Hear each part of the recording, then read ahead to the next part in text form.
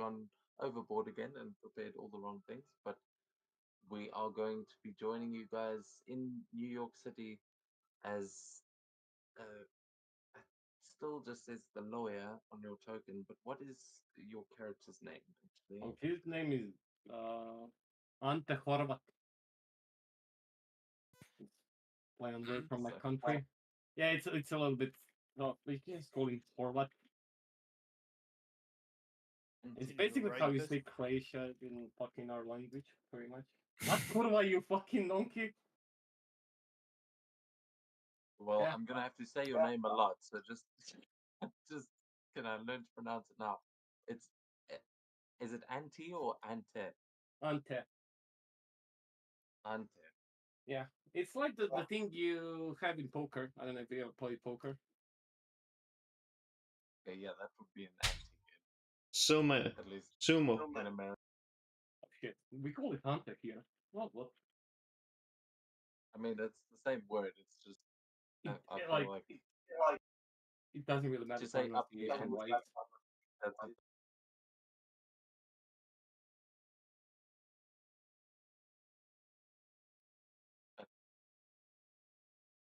as we begin. Oh, that was the wrong map.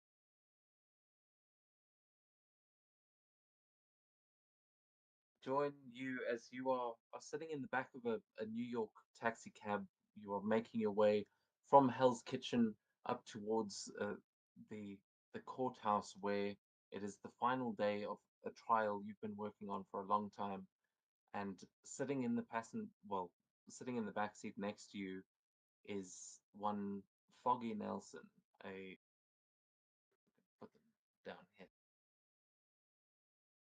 Should do it like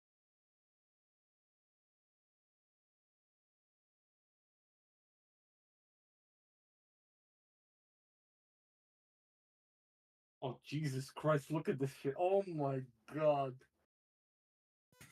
he just says to you, "All right, listen, kid. I know we've basically got nothing to go on, and Matt can be kind of intense sometimes, but I promise you, you've got this. You just got to stick to the plan, and we'll send that sick son of a bitch to prison before you know it." Yeah, that's the plan. Let's fucking let's hope the plan works. As as you're saying this, the car is going to pull up to the courthouse, and you will see that it is packed. There are media and there are press. There's just crowds that have gathered around here. You know that this is a very high profile case that you're working on, and a lot of people want to see this guy put behind bars. But at the moment, it's you're not entirely sure. This may be quite a nerve wracking thing for you. How are you feeling about taking on such a big high profile case? I mean, like it's a little bit like he's a little bit nervous, but he doesn't really show it. He thinks this is like he doesn't think it's gonna be that difficult. I think he's capable of just dealing with the piece of shit in front of him. Was a little bit too cocky for his own good, I guess.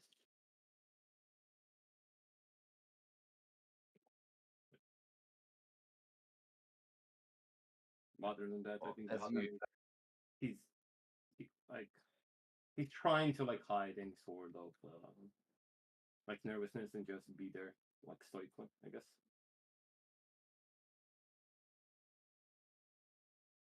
Well, as you make your way up the stairs, you uh, yeah, you make your way into the main courthouse where you see standing waiting for you is a man holding a cane. Well, yeah, not sure he's waiting for you, but he's busy speaking with another woman in a suit, also a lawyer who you may recognize. Her name is Jennifer Walters, and the the two of them just seem to be standing having a pleasant conversation as you and Foggy walk in amongst the crowds. And you know that these two, Foggy and uh, Matt, his name is, I should probably make sure that I say DM, one. sorry, the map is completely dark for me.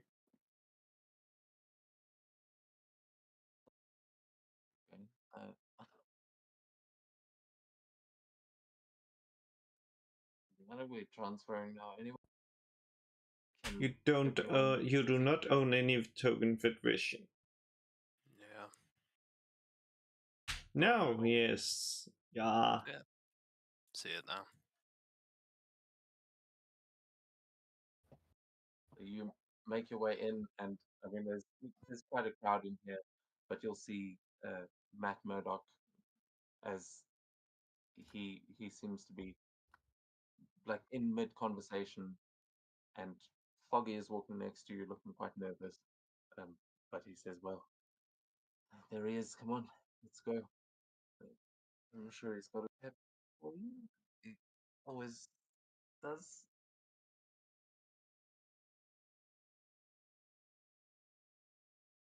Sir, can you repeat that? I didn't quite catch it, sorry.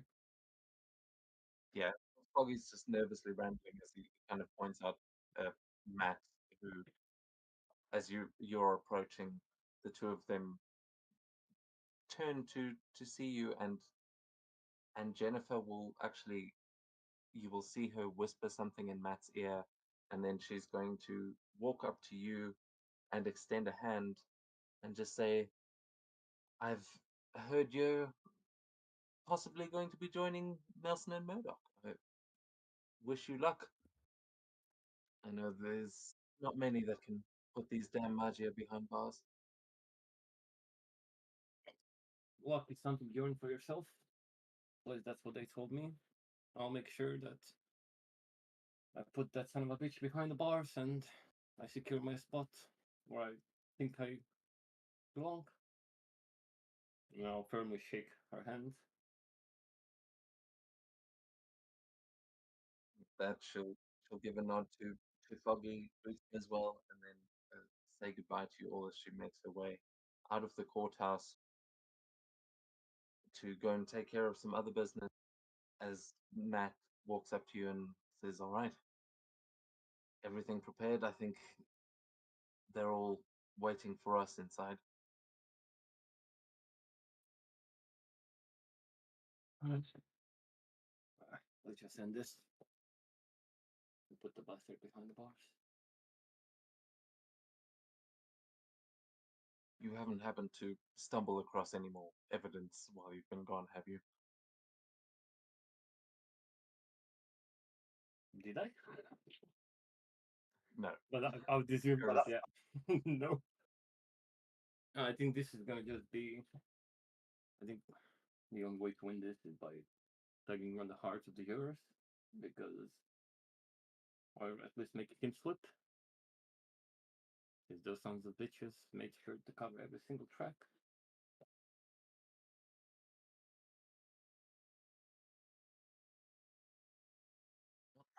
At the end of the day, it's down to the jury. So let's hope you can get them on your side. And they start making their way towards the courtroom doors, where you can see a couple of the last people filtering in there. And as the doors are swinging open, you see sitting inside Tony. Would you like to describe yourself to them? Since a man, he looks about also like like late 20s, early 30s. His hair is like properly like use gel, like well kept man. Also a bit of a resting bitch face, a bit of a cocky smile constantly on him. Wearing a suit as should be in court. And you see sitting next to him is the the guy that you're here to try and put behind bars. There is the man by the name of Jackie Esposito, who he leans in close to you, Tony, as the other lawyers. You see them walking into the room, and yeah, a blind man, this fairly young looking, like fresh out of law school, he looks like, and Foggy Nelson, who you know is uh, not the brightest. Well, yeah, you've you've managed to pull the wool over their eyes many times. And Jackie leans in next to you and says, "Oh, I hope I'm not walking out of here in cuffs, Tony. You're gonna do me right, ain't you?" Always have. You better." And he just kind of sits back as court is brought into session, and yeah, the two of you sit across from each other as you see the judge enter the room and sound. And is there anything that you two do as you kind of enter the courtroom? Are there any preparations or any I mean, before you actually address the court, is there anything you're doing just at your benches trying to prepare your clients or your cases? I'm just going through my notes. At least what I know about. I'm looking at the jury to see like who's the majority. Like, is there like a racial majority or like, anything out of the ordinary that I should take note of? Yeah, I'd say you can probably notice that uh, you've you've got a pretty good chance here, Tony. You know that the opposition ain't got shit. The Magia goons have been cleaning up any evidence that was left behind, even some of the evidence that the other lawyers had gotten their hands on. Um, they've destroyed some police evidence, bribed the cops. There's been a lot of shady shit going on in this trial, and it's been going on for a while now. And you know for a fact that, well, I say for a fact, but you're pretty confident that you don't have any evidence on your guy. This should be a cakewalk, but you never know. With Nelson and Murdoch, they always manage to pull something out at the last second. But today you're feeling confident. Okay. And you can both. I don't know if you actually do have stats added yet. I think We you don't. you can both please make. I did my stats.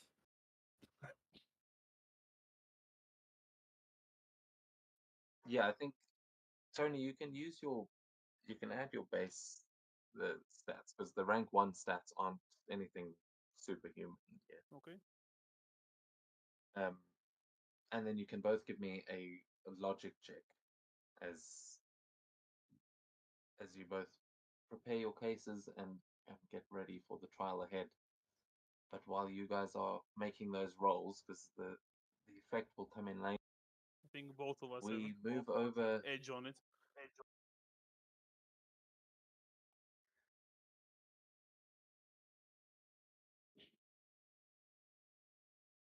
Shit. Press the wrong thing. God damn it. It's a regular trick. Oh yeah, nice. You've both got it. Yeah. Honk! No shit! Fuck 6 on that dice.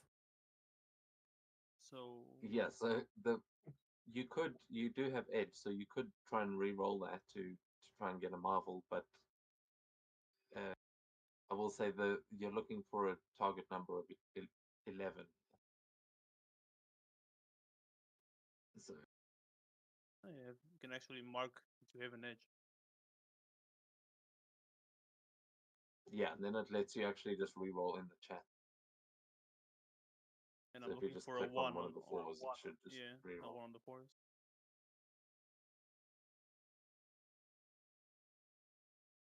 Oh, higher.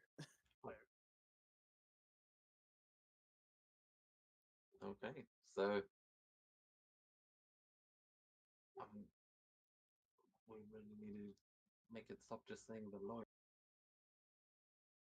That's what you've referred to as this whole time while I've been.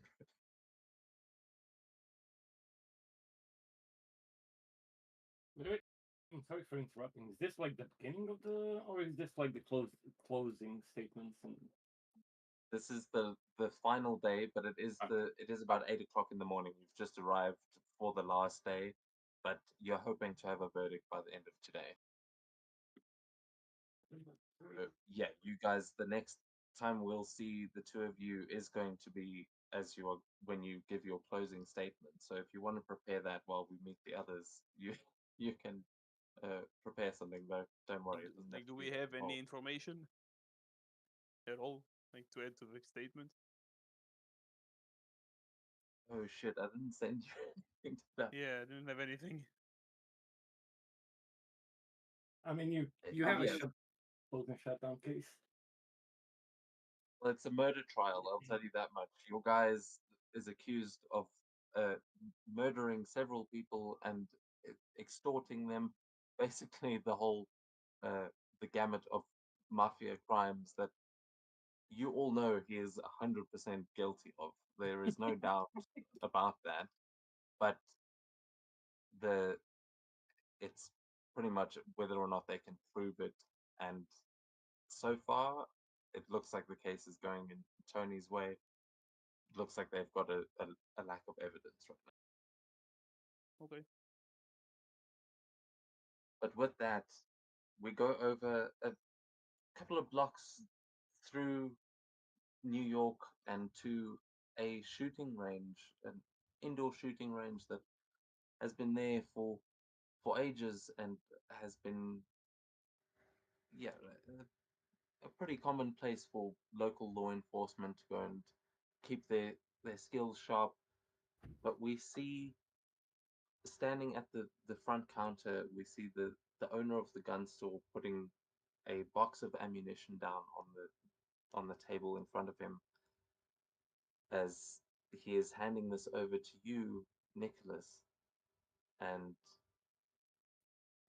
can you describe your character for us, please, as we see him giving you a free box of ammo to use in the shooting range today? This not call him like in the range of high, like with gray, which is here like graying and well a little bit chubby at the stomach. Hadn't worked out so much, or maybe it has been the drinking. At least, else he looks well. He looks better, like in better shape than shall we say, the average person, but also looks like could have been better. Like he could have had a better physique once. Like he had let himself go with his like also graying beard.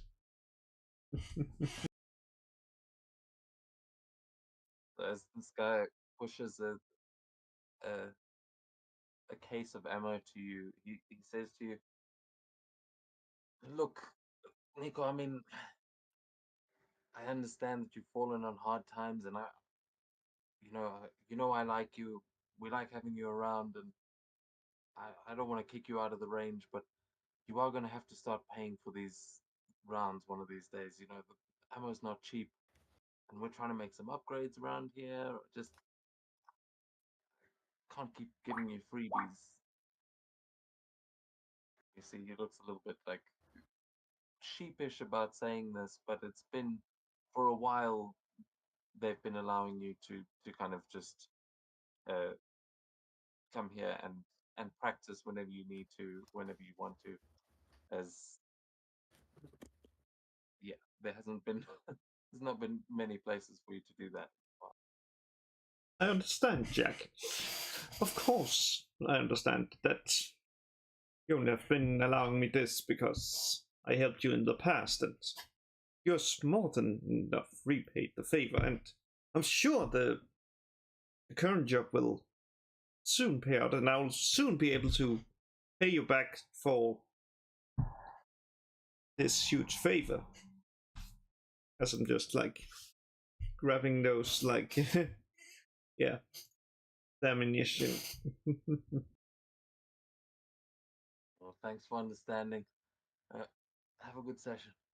And he'll go back to his job as, yeah, I mean, I know I'm railroading you guys a little bit here in the beginning, but we've got to start the story somewhere. As you make your way into the shooting range, you've got your rifle, you've got your ammo, and as you make your way into the range, you will hear a couple of other gunshots going off. It seems that there are 2 other people in the range at the moment. And I would like, James, I would like you to please make an attack roll for me with your agility.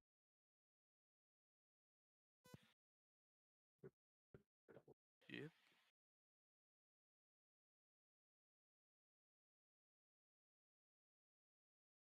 That's a 16.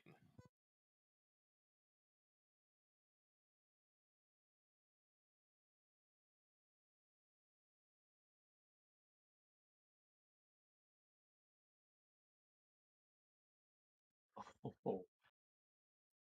So 15 with a fantastic, but as Maria Hill of Shields has challenged you to a speed shooting competition of sorts here in the range. You're shooting at one of those targets, you know, where it's like a flag on each side, and you have to knock all of the targets to the opponent's side. Mm-hmm. You know what I'm talking about? Yeah. But yeah, basically the 2 of you have just been in competition as to try and hit these targets as fast as we can, and you have just beaten her like by mere moments. But would you like to describe to me what it looks like as we see James McCavern for the first time at the range? James McCavern, from his shooting stance, stands up, straightens up, and with a little twirl holsters his revolver back in its spot. Without turning around just yet, he says, "You're good, but you're inconsistent." She hands you a $5 bill and she says, "Well, you certainly haven't lost your edge. I think Fury will be pleased." And she Old looks over dog's and got sees tricks.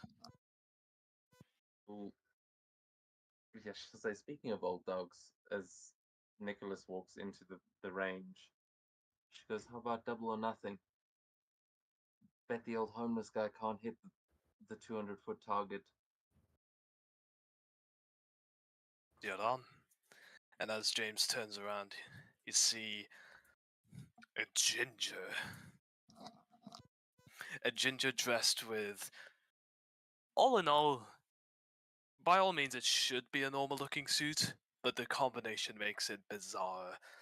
He wearing a tartan shirt with a tie and an overcoat, just brown, with a nice little Texas 10 gallon on top. He looks the old man up and down and goes, "Aye, he's got it."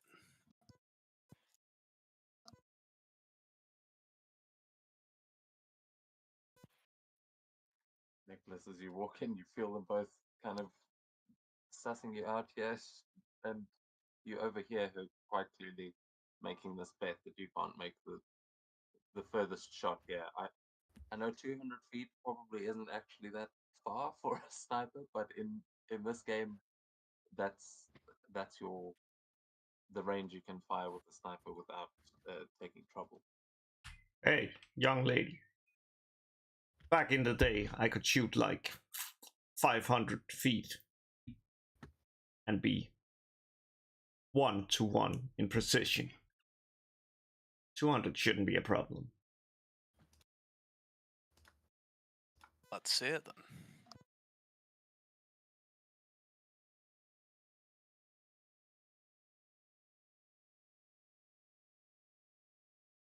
What? You get like a full-on little montage of setting up the sniper rifle. Then Just taking aim, just making sure. There's nothing there, and just there's no edge. for reference, your sniper rifle, if I am correct, has a range of 40 squares, which Yeah, I think a pistol has 10. that's correct. A shotgun has like 6, but the sniper rifle is pretty insane. Yep. So yeah, you can make that agility check.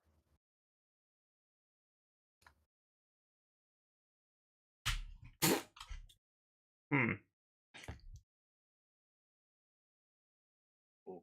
So yeah, you fire and you just clip the edge of the target with an 11. It is enough to hit the target, but it's not a good shot. Your sights aren't perfectly set. You need to make some adjustments, but you can make one more attempt, as you have technically hit it. But yeah, let's see if you can make one more attempt after adjusting the sight. Well, he's just like pulling up like from his pocket. He's just like one of those little, there, and takes a swig. Oh, that should stabilize the thing.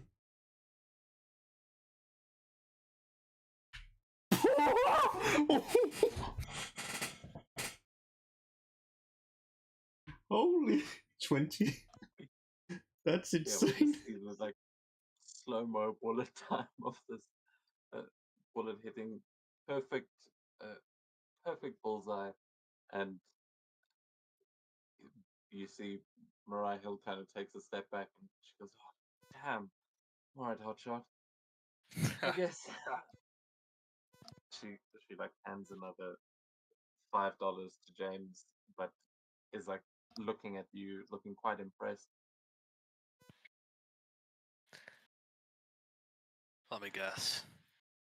You have to be either Marines or SEALs. I'm guessing Marines.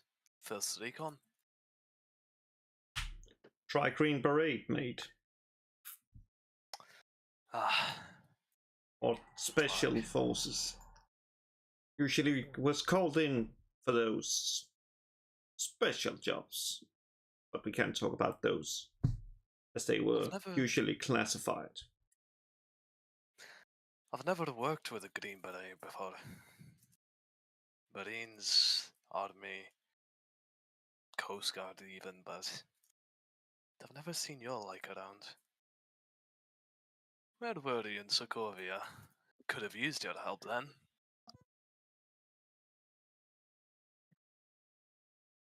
Most likely high up in a building, taking down some high priority target. Of course. Most likely the only reason you're alive, boy. Can handle myself just fine. Maybe I don't have a sniper rifle, but if you have 3 men in front of you, I'm not sure how well you'd fare with that. I'll do quite well. And he just pats his revolver.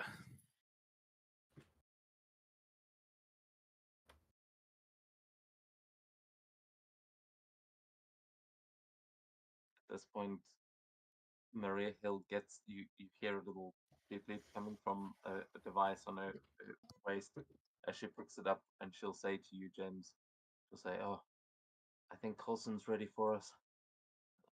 We shouldn't keep him waiting." The bastard. Alright. Do we know what he wants?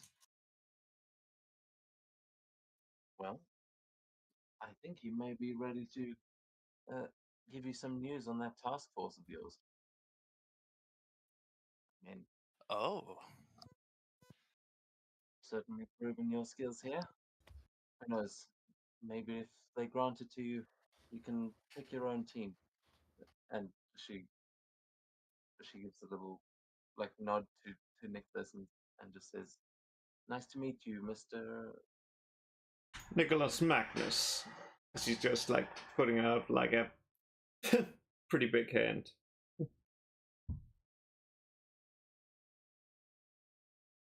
She shakes her hand and says, "Mariah Hill, Shield," and we'll start.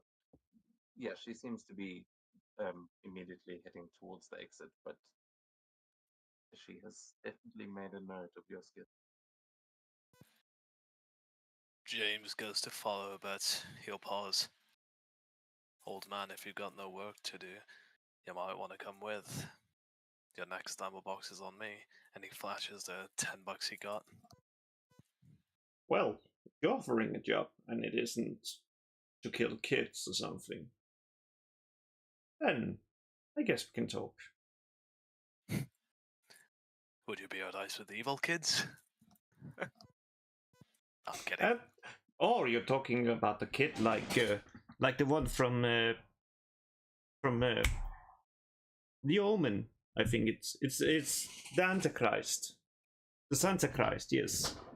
Yes, maybe him. But the question is if we could even kill him. Well, I've no idea what the mission is, so you might get your chance to find out. Come on, let's go. And he's just following after this ginger yet. When you step outside, Mariah Hill will be waiting, and when she sees you join, she goes, "Oh, you know you can only choose the team after you've got the task force. I mean, no offense, Mr. Magnus, but you will need to be vetted first if you're going to be joining again classified missions." He can now go down the waiting room in the meantime, can't he? As long as it's not taking as long as the DMV. Never. I've not worked with an agency like that. Someone should take down that evil corporation one day.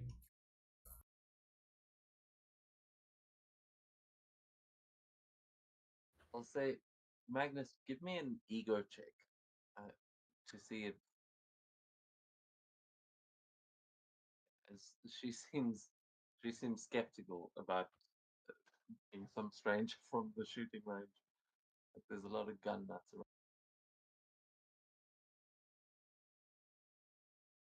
Okay, it's a fantastic success. I'm just gonna roll some.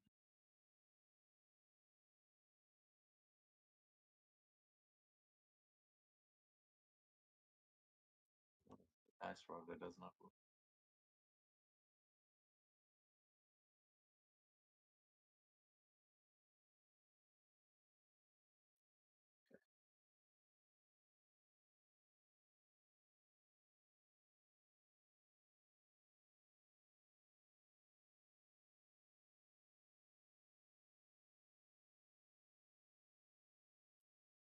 Okay, she meets it, but with a fantastic success. She will say, "All right, Mr. Magnus, well, there is a process before we can just let you walk into a mission, and we do need to have a meeting first. So we will be in touch." And she will hand you the thing that was on her hip, exactly the same sort of device, and you can see it's a shield communicator. Probably not something that you're familiar with. It looks like a sort of holographic device, but it just looks like a shit phone essentially when she hands it to you. Oh, is this one of those smartphones those young kids today talk about? And he's just like pulling out a Nokia, what's called, the indestructible one. This one is never gonna break, man. It Christ. has kept you sure. It's most likely more deadly than whatever this is. And I thought I was out of time.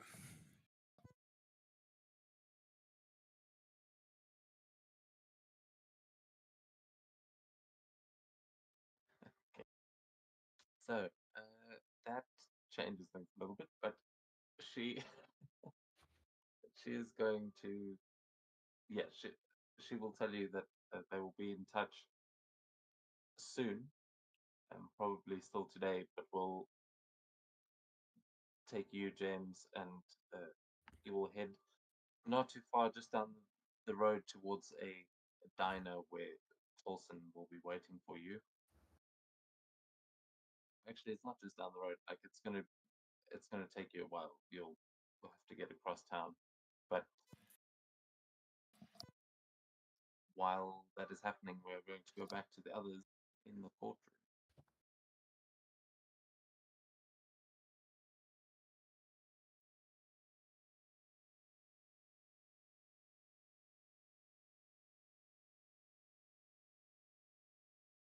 So it is at this point. It has been most of the day that you guys have been in court all day, and you can see that it has been a long trial. Everyone here is tired, and the judge is going to say, "All right, everyone, let's not try and stay here all weekend. I'm going to ask that your closing arguments, and then we will take a short recess, and the jury will return with their verdict, and hopefully we can all go home." So, and he looks to the two of you, and I mean, he would call you, but which of you would like to give your closing argument first? You can roll for it if you want. Jerry? I would like to go Roll. second. Okay. I believe I'll the go first. prosecutor goes first. Yes. Okay. So, Ant is just gonna like grab his water. He's gonna take a sip of drink. And then he's gonna get up, and he's gonna walk in front of everybody. And he's gonna look like he's gonna like try to look each and every juror in their eyes as he speaks. Ladies and gentlemen of the jury, Your Honor, and pretty much everybody else who is here, this is not a simple case. Everybody was instructed that the only way to convict this Paul guy of the crimes is if you're convinced without a shadow of a doubt that he's guilty. However, I'm here to tell you that these proceedings is not all about that. It's about making sure that the justice is done. And as any reasonable person would tell you, the justice is to find the truth. The problem that we had, especially as the prosecutors, is that finding the truth can be really tricky. Sometimes you have three what the fuck is called when you have the goddamn witnesses? Jesus Christ, my mind. Yeah. Sorry about that. It's really hard to prove when you have three witnesses and one of them disappears, and the two of them all of a sudden doesn't remember anything. It's hard when the crime scenes all of a sudden get inflamed and engulfed in flames. It's hard when you know that you have the evidence and 2 days later an error happened in a police station and it's gone. Now, I'm not here to tell you what to do. You're obliged to use your logic and use your brains. However, what I implore you to do is to make sure to not allow that wild piece of shit to make you seem dumb. Because I know it, and you know it, and everybody else here know it. He did it. We might not be able to prove it right now, 100%, I agree. However, what happens when next time you go out and you know that he's out there, something bad happens in your neighborhood? Maybe your mother maybe your father, maybe your son or a daughter. They just, happen to be the wrong place at the wrong time, and they pay the price. Because you see, all of this, the witnesses remembering and not remembering, disappearing, the buildings going down in flames, all of this is still another investigation. And maybe in 6 months, we're back here. In a year, in a two. Maybe then we are capable of having 100% evidence that he's guilty. You see, the defense, his duty is to protect his defendant, his rights. But your duty is to bring the justice. Not for me, but justice for all. But we have one problem here. Both sides want to win. Now, the last thing I will say is that I'm aware that this is a hard case.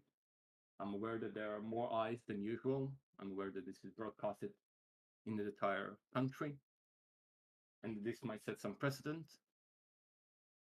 However, I think it's a very easy,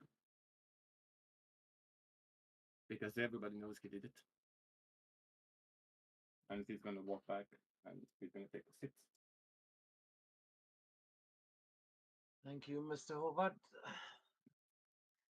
Mr. Grimalo, are you ready to give your closing argument? I am, Your Honor. Walk to the front.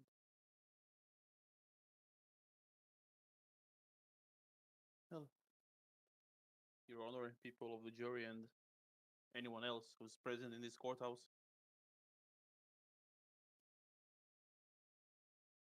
Both me and, well, the prosecutor, we seek the same things. He seeks justice for those who deserve it, which he should, as a good lawyer. And I understand the family's frustration. It can't be easy losing a loved one. It can't be easy put in the position that you're currently at. But think about it this way. You get home one day after work. Suddenly the police knocks on your door, drags you to jail, court, and then to court, and, well, they say, well, we can prove it's you, but we know it's you, so you will sit in jail and wait until we can prove it's you.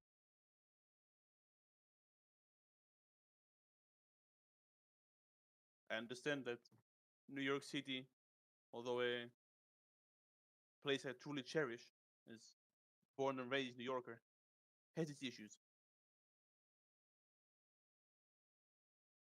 But pinpointing this entire thing on one Italian man, which I understand why,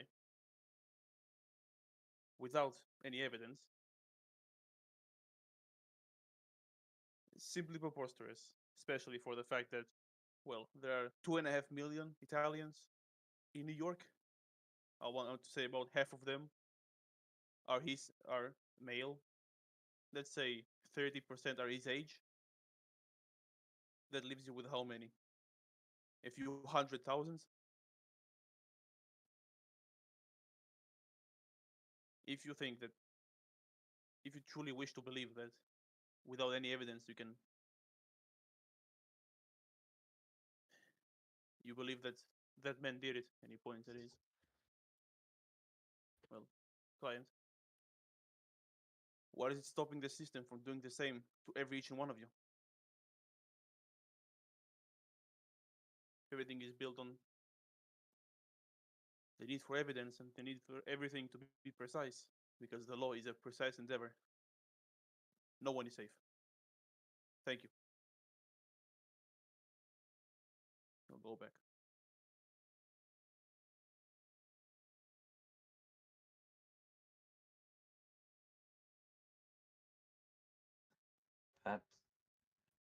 That the judge will say,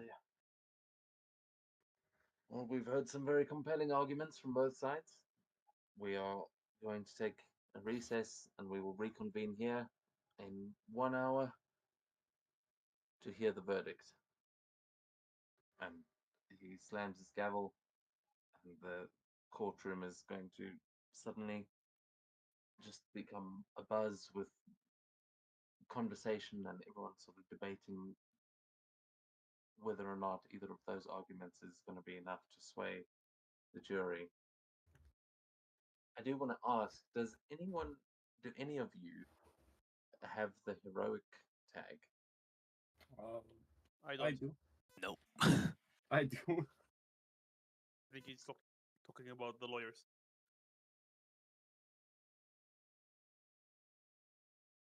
Yeah, if you do have the heroic tag, you will earn a point of karma. Fuck. Just for good role playing. But if you don't have the heroic tag, or if you are villainous, even if you just don't have the heroic, you don't have to necessarily have the villainous one. You can still get karma for certain things, but not for role play, which is a weird rule, but it's basically encouraging you to do heroic things. If you do heroic things, you can earn karma, and karma is kind of like inspiration, but you can even make me re-roll, or you can like give me trouble, or you can give yourself edge. But yeah, it is awarded for doing heroic things, and if you have the heroic tag, then you kind of get some by default every day. It's worse for you if you start doing evil things.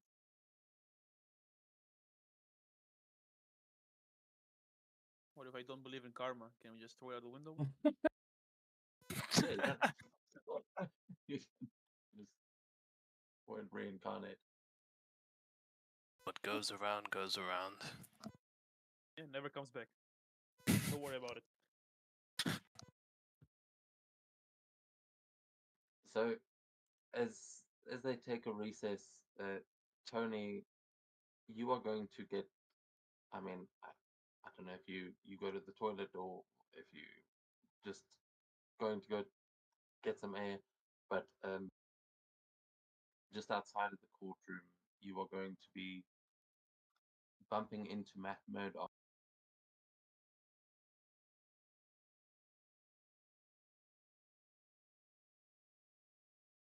I believe I would know him, like at least of him. Yeah, you would know him, especially you bump into a blind guy, and you are pretty quickly able to put together that this is Matt Murdock of one of the larger, well, not larger, but one of the more successful law firms in New York City as of late. They have made it their mission to take down a lot of well, you have fought with them as they've been trying to take down the Magia, but they have also had a lot of cases against Wilson Fisk, and they have been winning them left, right, and center. The guy that you are facing off against is like one of their newest recruits, and it seems like his boss is making his way, or has just bumped into seemingly accidentally, as he just apologizes and says, "Oh, Mr. Grimalo, is that you?"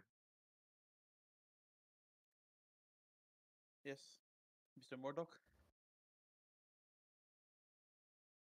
Apologies.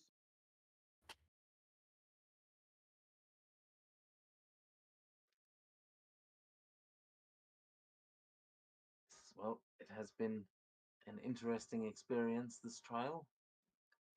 Tell me, what is it exactly that drives you to keep criminals like him on the street? I mean, the argument aside, you must know what these people are doing, don't you? No, whether I do, whether I don't is irrelevant. But I believe you have been in the same place at one point. with a certain individual with a giant skull on his chest.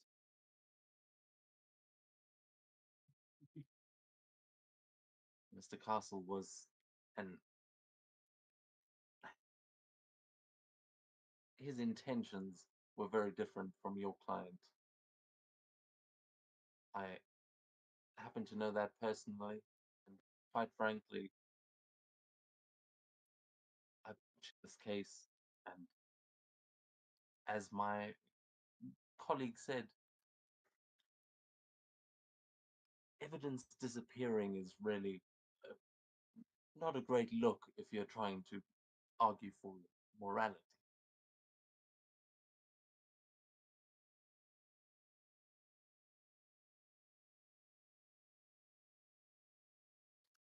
Look, Mr. Murdoch,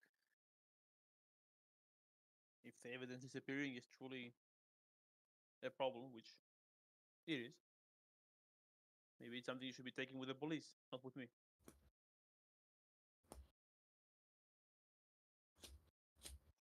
That is true. Or perhaps I have to leave it to the devil. Good luck, Mr. Grimala. I hope that they don't find you first. And he just takes his cane and starts walking away just into the crowd. You're like,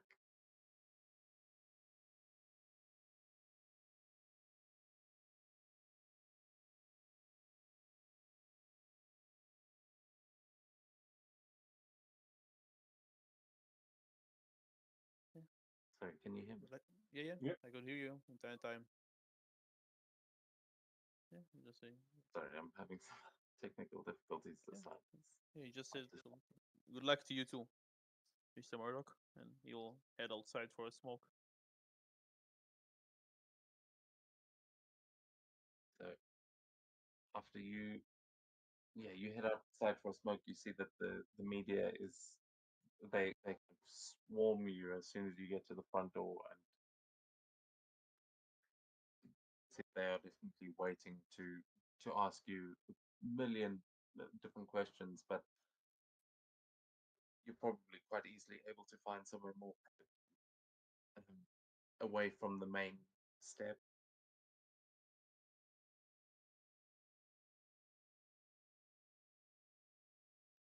But oh shit, looking at the time, we move things along a bit as you after the recess, you guys come back in and everyone is quite impatient. It is now about 5 in the afternoon. People are wanting to go home, and you can, yeah, as you walk in, the judge will bang his gavel as he says, "All right, let's not waste any more time here today. I think we've all heard more than enough from both sides.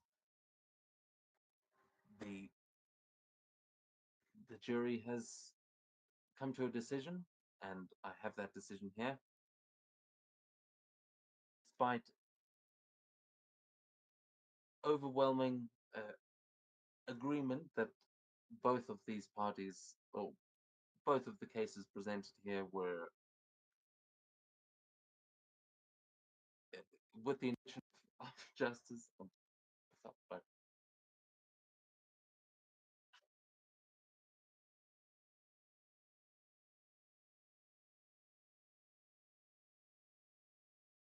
sorry, the lag is a real No worries. momentum. No. Okay,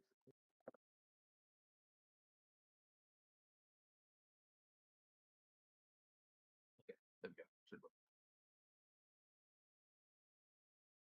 Yeah, he continues reading from the verdict and saying that the jury has come to a conclusion and found that due to a lack of sufficient evidence and a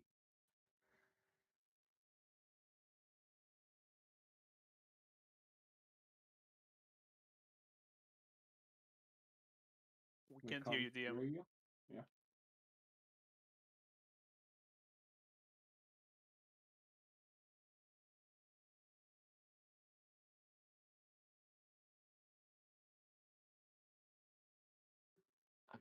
Michael really hates me.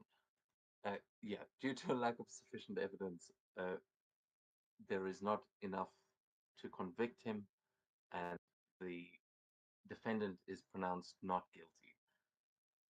And he hits the gavel again, and the courtroom just explodes into like outrage and uproar as pretty much everyone that is watching the trial that is not actively involved in it is appalled by this decision, but your client is just going to just smack you on the back, Tony, and just say, "Ah, Tony, I knew I could trust you.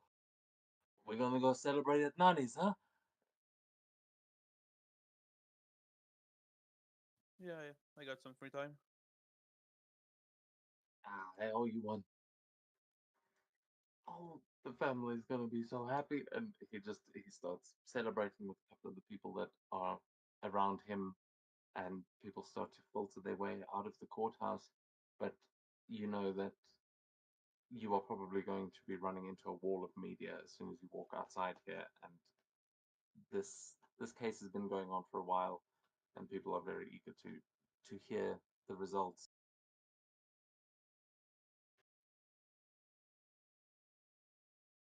Back to the other courthouse thing.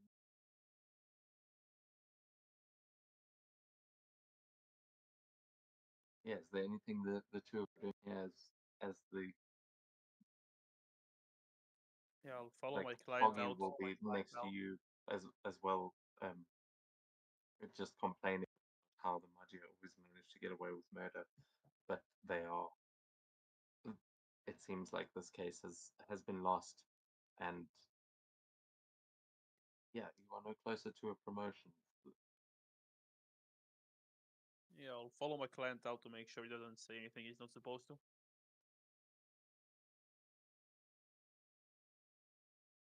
Actually, when he gets to the door, he is going to, yeah, he thanks you again, and then he says, "I will. I'm gonna see you at Nani's. We'll go in a minute. I just need to take a quick call. All right, I'll meet you there." Fine. You would know that the place he's talking about is a restaurant in Little Italy that is like the heart of Little Italy.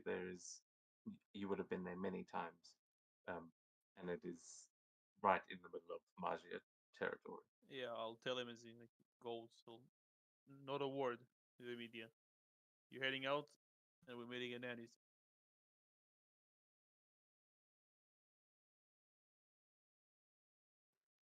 Yeah, understood. Hey, thanks, Tony, and I ain't gonna forget this. And you will see him put a phone to his ear as he starts talking to someone, presumably telling them the good news. Yeah, I'll start walking towards the exit then.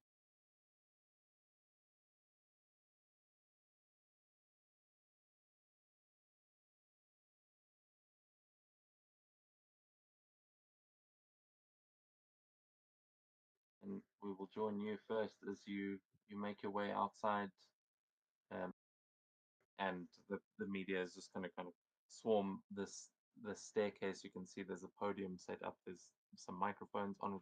A bunch of people pointing cameras, and a ton of reporters pointing microphones out towards you as people are now shouting questions, just shouting your name, saying, Mr. Grimaldo, please, uh, can you tell us anything about this, the verdict and how you're feeling about winning this trial? We we hear it has been a long and arduous journey for you.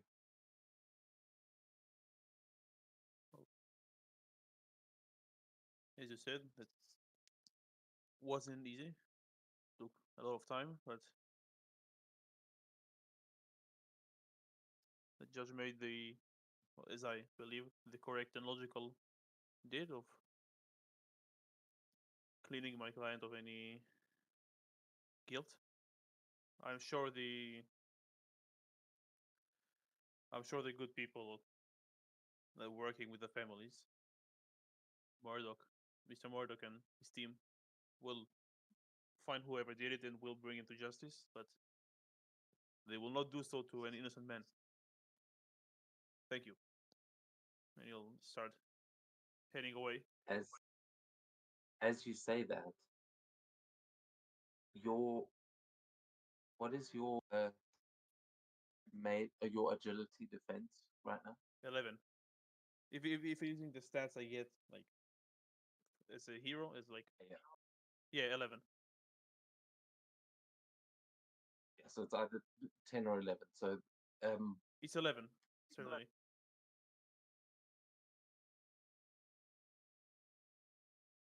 sorry, let me just remember how it works. It's multiplied, so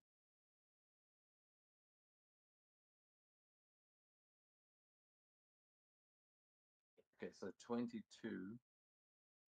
So as you are completing this, as you're saying this, and as you say thank you, and you start like you're about to walk away, you kind of give a wave to the camera's just like you're done and you're heading out.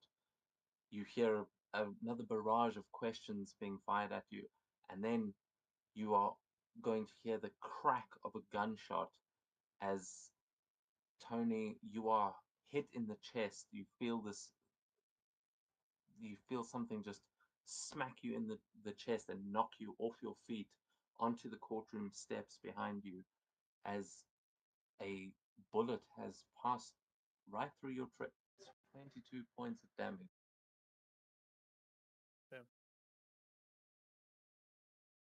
I believe is a I get they had the HP of yeah. That's what I was going to ask. Yeah, 22. You only had 10, so Yeah. I get you Tony's are HP, not the other one's HP. yeah, not the other one doesn't exist yet. Yeah, that's But fair. at this point, as you are waving to the cameras, you will all see Tony falling to the ground as Mr. Horvat, you are just walking through the business behind them as you see him falling onto the ground, having been shot, and the crowd is now starting to panic as you see cops now swarming forward, trying to figure out where the shot came from and what is happening. But it just chaos has erupted here. Are you going to do anything as you see Tony fall and seemingly die right there? It seems like you've got a kind of moment as he's just fallen in front of Can I try to see where the gunshot came from? you. And you can give me a vigilance check with edge. Could I also make a check to like You're- as I'm you're- that's dropping? Yeah. Yeah, you can. As you like bleeding out and dying on the stairs, you can try and figure out where that shot came. So vigilance.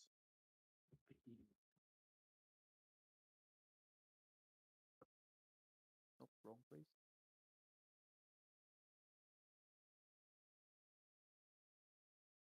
Oh, Okay, yeah. Yeah. So with the fantastic success, you will yeah, Tony, you'll see it first, but you will both actually notice it as you look up. You are going to see a figure on the just looking here. Yeah, you can see the shot. He's probably about 250 feet away on the third floor window of a building across the road.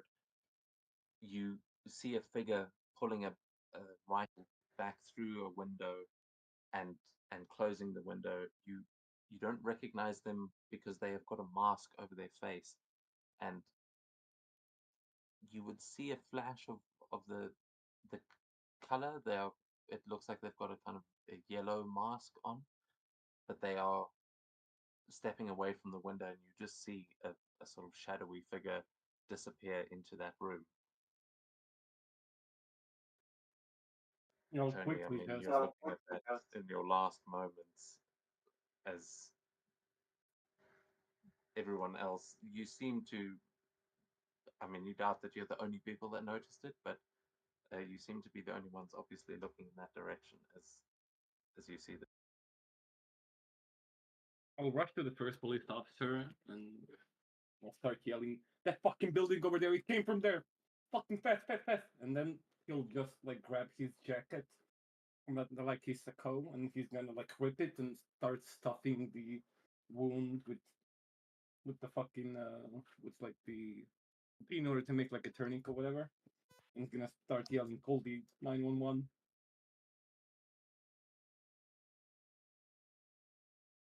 The cops will start scrambling.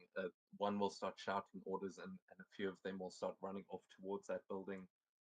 As you see, Foggy is behind you and just saying, I'm calling, I'm calling," and he is dialing 911 to try and get an ambulance here. You would imagine that he'd be the first. As you start trying to pack this wound, you can see that he's bleeding out fast. There is, as much as you're trying to pack it, he's been shot in the chest, and Tony, you see that this man is trying to save your life. Is there anything you're gonna say as your final words here?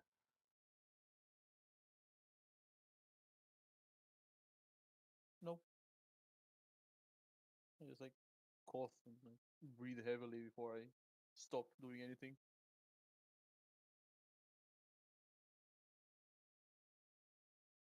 With that, he is going to die right there, basically in your hands as you're trying to save him.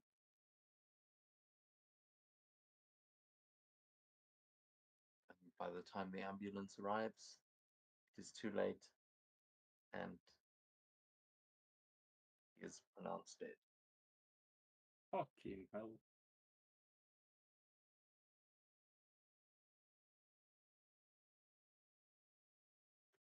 We cut to about 3 hours later, where James McCavan, you are watching this assassination take place on a TV screen in a diner where you've just had a long meeting with Maria Hill and Agent Coulson, where they have been discussing with you the potential of you being promoted basically in Shields, to have your own task force. When you heard this news on just like on the TV in the diner, and you are all sitting here watching this murder. Coulson's got the wrong thing. James will just glance up after it all kicks off on screen, and he'll just say, "And to think, if I just had my own unit, bastard wouldn't get away with it. But with nothing but police sitting around with their thumbs in their ass, gonna get away. Terrible."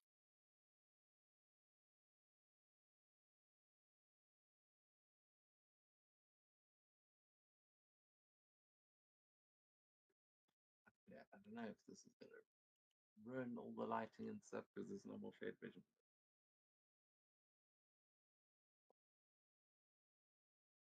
Can you see through all the walls? I didn't see anything. It's dark. I think I'm seeing right. I can't see over the booth or into the rooms. Oh, now I see everything. You can, man. But everyone else can see. Perfect. I can see the diner. Yep. Well, it's fine. Once everyone's together, we won't have to worry about that too much. But yeah, it has been a few hours. Coulson is his token's broken, so he's going to rush off to go and contact Fury, but he stays in communication with you guys as he says, "Well,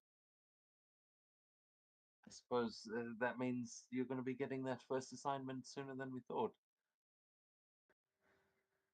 We've got a couple of people up in Hell's Kitchen that are looking into Wilson Fisk and the Hand, seeing what they're up to. But we Remind me. need someone to handle the Magia, and I mean, I can't imagine why they would be killing one of their best lawyers, but Perhaps he knows something he's not meant to. well,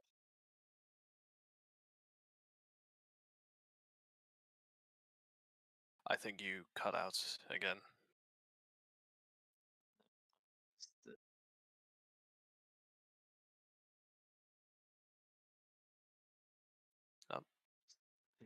no, Okay. yeah, I mean, well, if you can figure that out, I think that would go a long way. I You don't do know what I'm have gonna someone find off of a looking- body.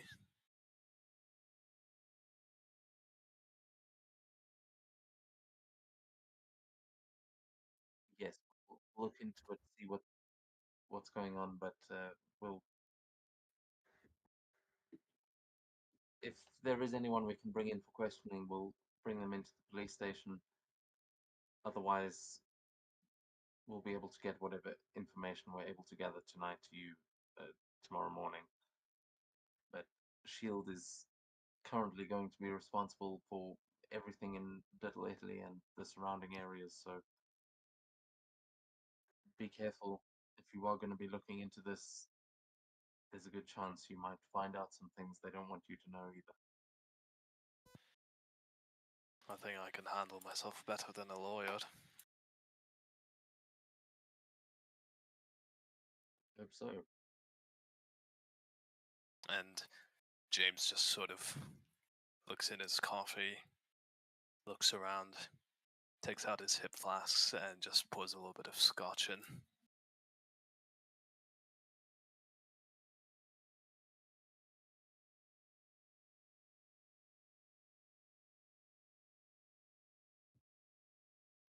Maria will ask you, well, I'm gonna have to get back to the helicarrier, but I guess this means you'll be able to choose your team. Have you got any ideas on where you'd like to start? We do need some shield agents. We can probably provide one or two, though. We are somewhat understaffed at the moment. That's fine. No offense, but you and your goons, I feel like can get in the way a little bit. I'll let But the once- Avengers know you said so. The Avengers don't know me, they won't give a shit. But one thing you need for a sniper is a counter sniper. And I think we know just the man.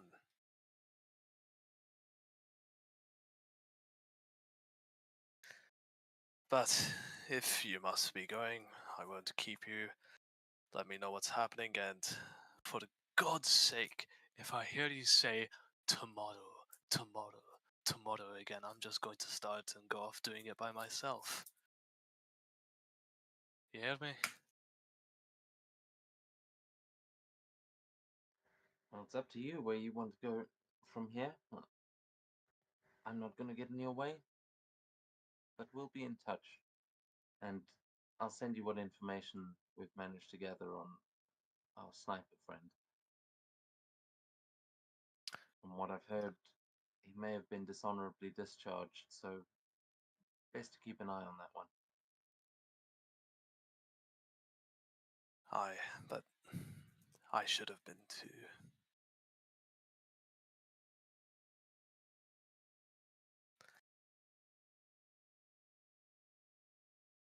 And McCavern will get up with this cup of coffee, say, "Thank you, dear." Set it down at the counter and heads out. Okay. Are you heading out in towards somewhere specific, or you going to try and find Nicholas? I would have hoped we swap numbers or something, so he'll try and give him a call, and if he can, tell him to meet where the lawyer got shot.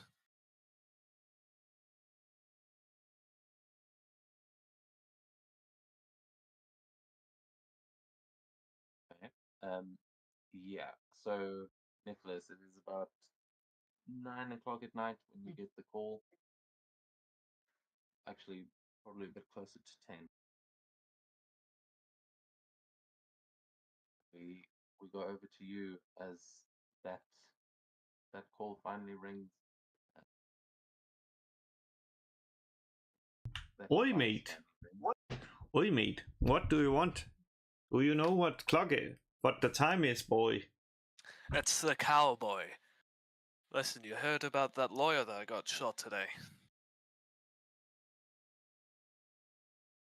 Wait, you shot a lawyer? That's not a good idea. If I had any brains, I might ask if you shot him. But anyway, it's at the. Where was it at? It was at one of the courthouses. Come find me there. This is your start of your new job. Well, it's not a good idea to go back to the crime scene, boy. But I'll meet you there.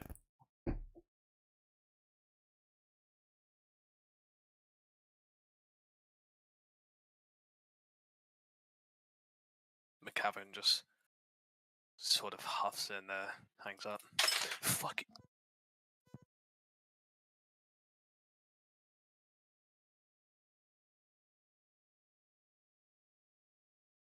Very good. Just drop something.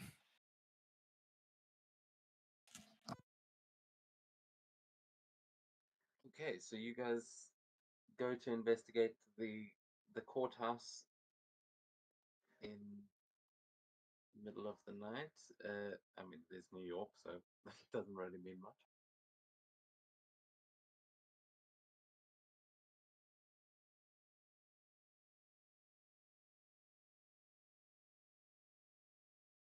Okay. Yeah, I mean, we will go to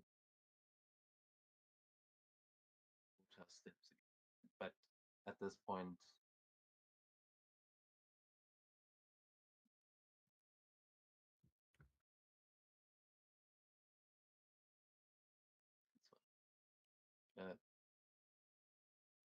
there's still some people wondering.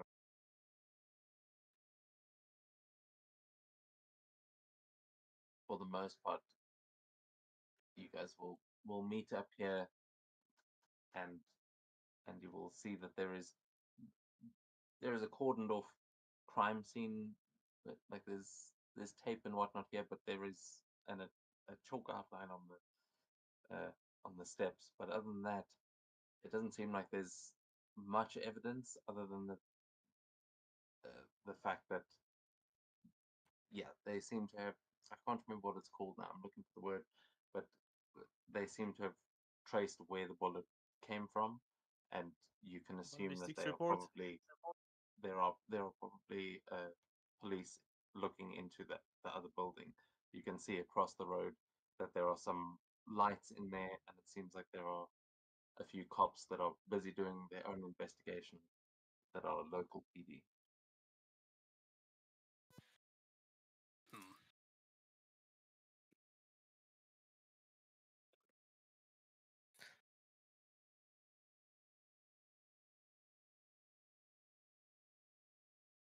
Ah, you've made it. I was wondering if you fell off a bridge.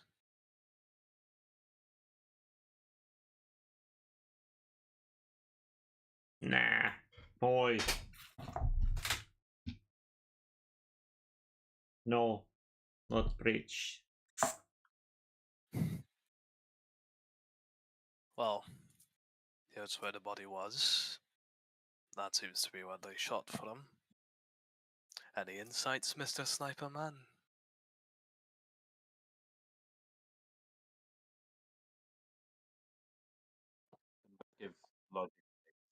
as you both have some experience with ballistics. I should probably roll in. Yeah. Yeah, that's a good question. What would that actually be for that? That would logic, yes, that would be.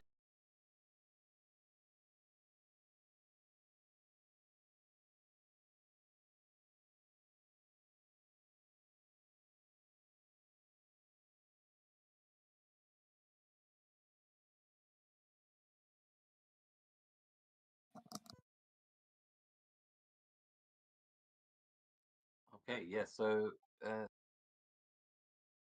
James, you're pretty sure it came from that window up there, but Nicholas, you can tell that whoever made this shot clearly knew what they were doing.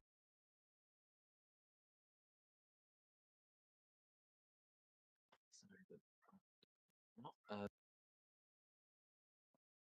yeah, you can tell that they clearly knew what they were doing, and this shot was a one-shot kill. They weren't wasting any time. But you know that you may be able to find more evidence up there in that room, but there is a very high chance that the cops have already bagged up all the evidence in there, and unless you're finding a casing or something like that, you're not sure how much you'll really be able to trace if this was a decent assassin. So it does definitely seem like there would be reason to believe that you might be involved in this. Like as he makes that joke, you know that there's not all that many snipers hanging around New York City that one might be able to point to for this kind of thing. Well, whoever shot the boy, well, used some pretty special bullets, and based on where they apparently shot from, I would say they were pretty good. So, not the run-of-the-mill snipers. So maybe watch your head.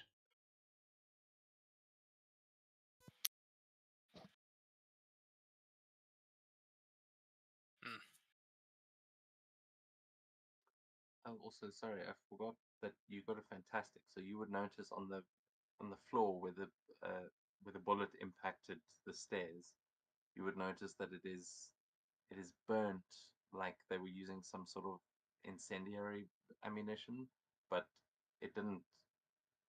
I mean, it didn't seem to burn the victim, but it definitely it looks like the bullet was hotter than it should have been.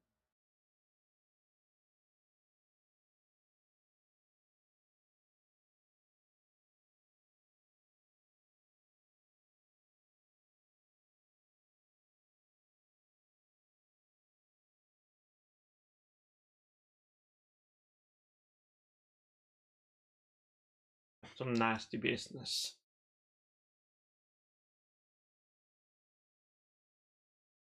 You don't see many sniper shootings often, not these days.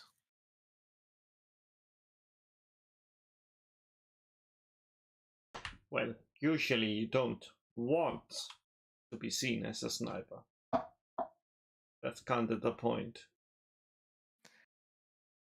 I bet a guy gets shot from 50 yards away. What else could it be?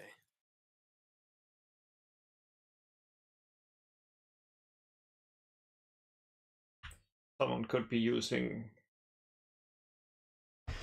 one of those old hunting rifles, like one you use to hunt bears. So this is clearly not one of those, since the bullet is far too big, and it's, well, too hot, unless they modified it. I really don't want to know what they did to make it that hot, make those kind of burn marks.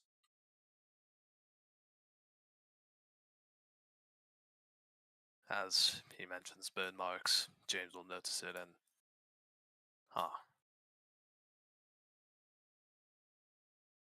Why would they need incendiary for a lawyer? I'm gonna see if...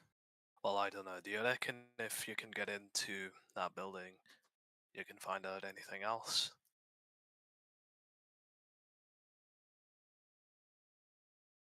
I don't know. I don't think. Well, the shot didn't come from there, so I doubt whoever was in there. Like, since it didn't come from there, I don't think we can get anything from there. Unless we was to get to meet someone that was there that day. Maybe we could get new information, but I don't think we'll be getting anything other than potentially breaking and entering. Unless you have one of those flashy false FBI badges and you are like, I am McCreed something. I don't know what crazy things they come up with in those crime dramas. Well, let's give it a shot. And James will start walking over to the building with all the police around it. Once he sort of gets close and an officer notices, he just says, Highlander, Shield. Do you mind if we have a look?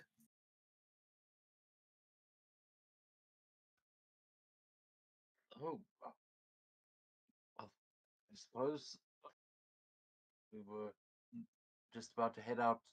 Thought we were sending. Right. Come in, and he'll let you in sort of through the tape that's around the door, and you will both make your way. He seems quite happy to let the Shield agent in. Doesn't question either of you as you make your way into an apartment that it seems like a very small, like kind of crappy apartment that looks pretty much abandoned. It doesn't look like anyone actually lives here, but you would notice that there is a chair near the window where the sniper was probably sitting. You can see it's been knocked over and is just lying on the ground. You can see there are a couple of little evidence markers dotted around that window. It seems like they may have found a casing from the bullet, but other than that, you see there is a pizza box on the table, like an empty pizza box. There is an ashtray with a half-smoked cigar in it, and there is something else in the kitchen which I can't remember right now. Oh no, that's the pizza box. There's bullet casing, there's a cigar, and there's a pizza box. Those are the only things that don't look like they've been in this room for the last 5 years. Alright, I'll have a look. Try not to touch too much. Truth be told, I don't think I have the authority to do this, but they will know one to hurt.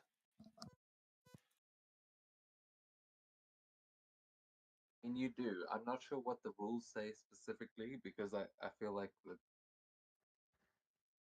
Honestly, the state shield is one of those things that it could be completely dissolved. It could be like the whole American government. But at this point, I would say that Shield does have around the same amount of authority as the local PD, but they are not popular for it. I just think that James would genuinely not know like what his superiors would tell him to do and not to do, so he just wings it.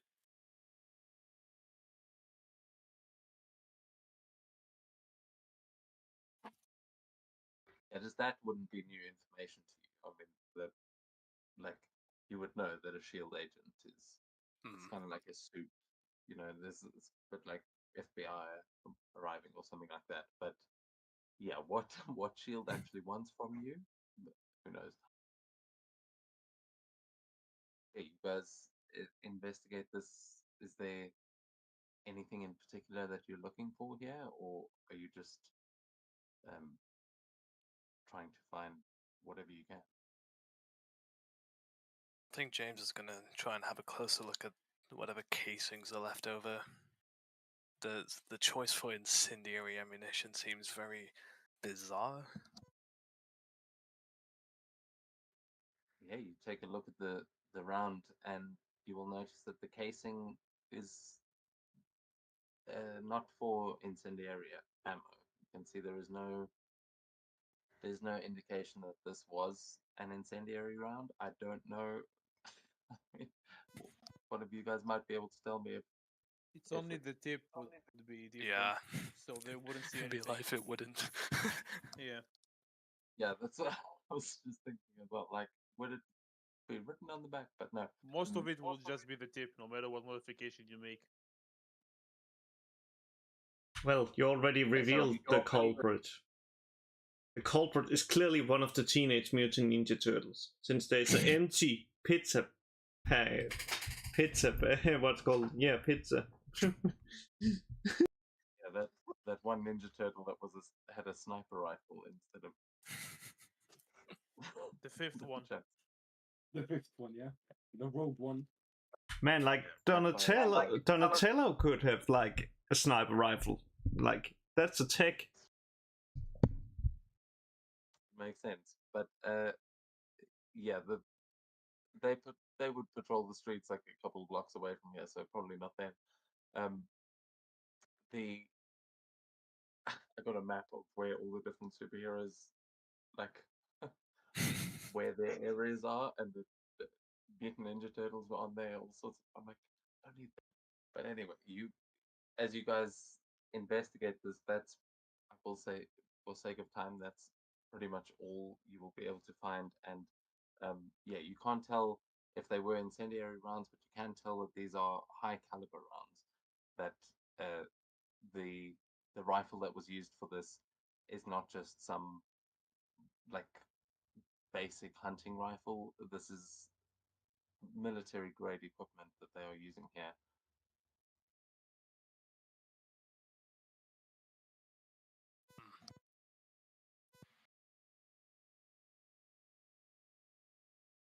Well, James will try and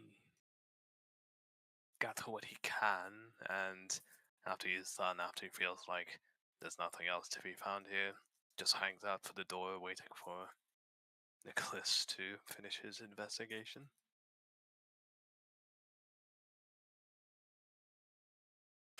Well, we didn't really get anything in here, so anywhere else you think there may be some clues. Actually, maybe we should go to the roof where the shop was fired. Maybe you can find something there. Well, we found the No, bullet this- casings here. I feel like I might have miscommunicated that to you. The shot was fired from inside this room, from that window. Ah, okay. Well, In Yeah, any yeah. case, Shield will have something for me tomorrow. Some intel. I suppose go home, get a good night's rest. I'll see you tomorrow.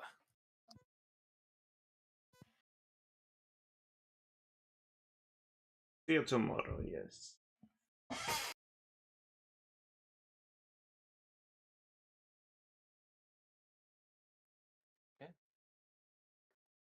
In that case,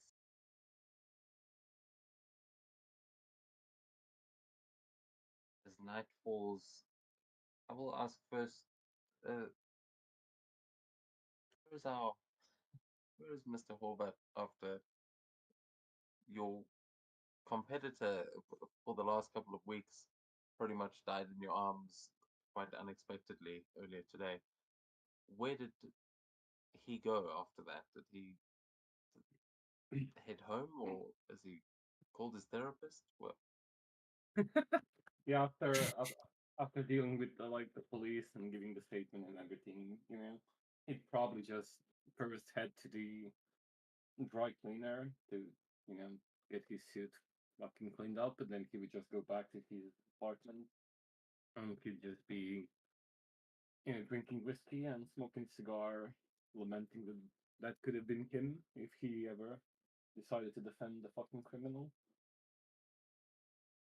He'd just be like trying to see if there was anything that he could have done better.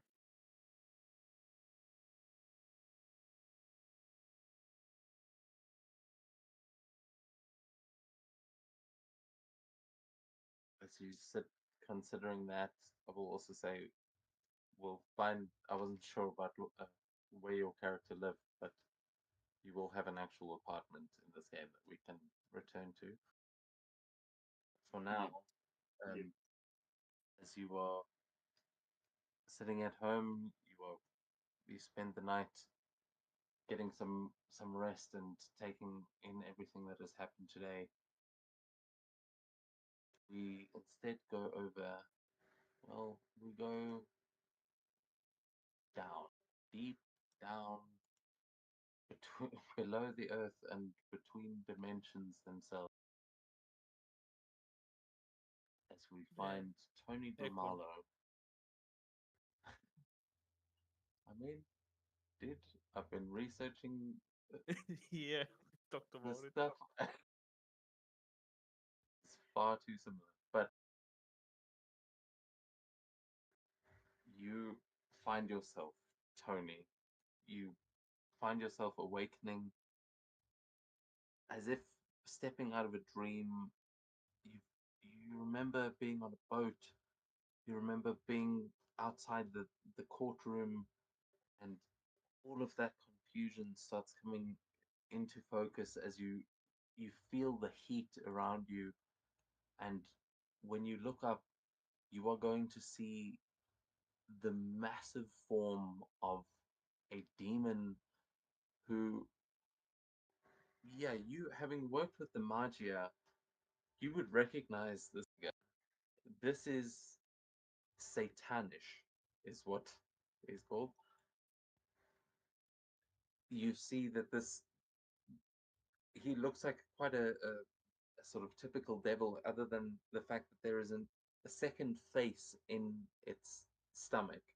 I'll send an image because I wasn't able to. I ran out of time to make the total.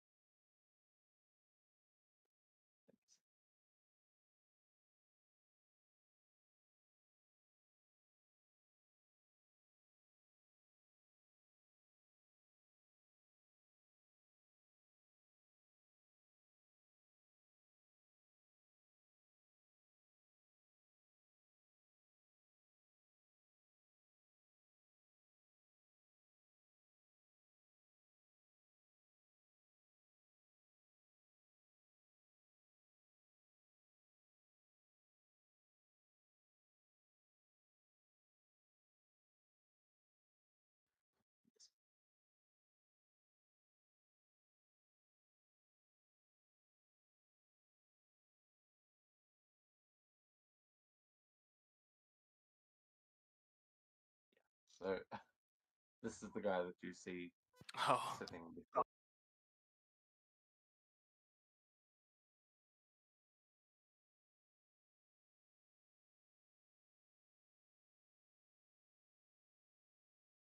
That guy from the Teenage Mutant Ninja Turtles. W. From what? Because like the shredder looks like that, doesn't it? He also Yeah. has the face in the. I was also I did have to double check. I'm like, wait, it's not the same character, right? That was TMN. No, this is Satanish, and you would recognize this vaguely from like some of the higher up, like the crime families that are part of the Magia. A couple of them would have certain, like you'd have seen some old paintings and some like tapestries that they hang in their mansions that depict battles with this creature and another devil that is known as Mephisto. But as you kind of come to consciousness and you see this massive creature in front of you, I mean, I'll suggest that you scroll up to the very top of this map because that is represent that creature as you'll hear its voice just booming out as says, Tony Grimalo, I have been watching you.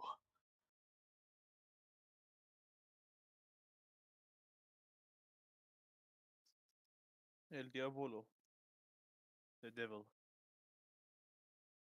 I knew it would end up here, but can't say that's the way I expected it to go. Oh, I suppose I could say the same. Those damned fools have no right in betraying you. You've been one of the good ones. No, What do it you was a mean? long time ago that I created the Magia, and you have served them well. Let's take circle back. Betray? You're saying the Magia killed me? I believe so. Some of the Magia, I believe, are turning to Mephisto instead of myself. They must be punished. That is why I bring you here, instead of allowing you to rot in this hell of mine. I offer you a second chance to get back at these bastards for what they've done. Give me your soul, and in exchange, I will return you to the world of the living as my instrument of justice, that you might send me the souls of these wicked and protect the innocent that they prey upon.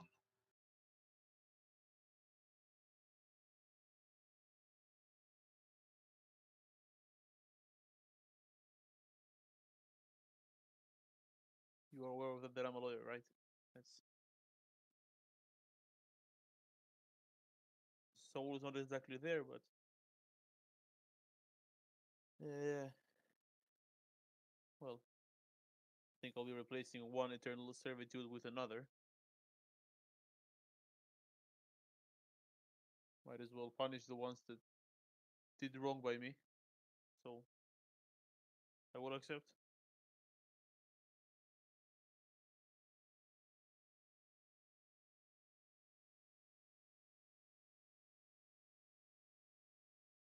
Yeah, if you are talking DM, we cannot hear you.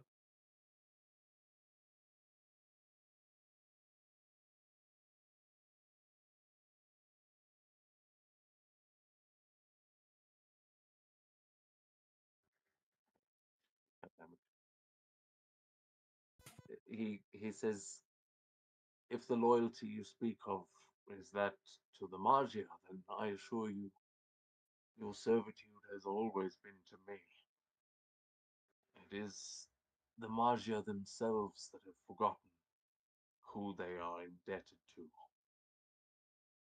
Perhaps you will be able to remind them. I have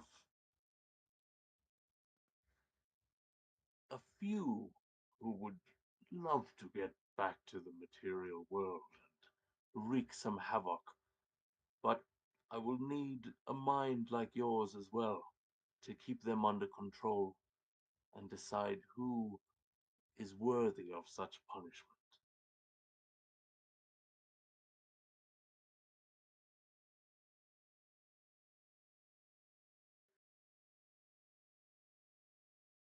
Very well.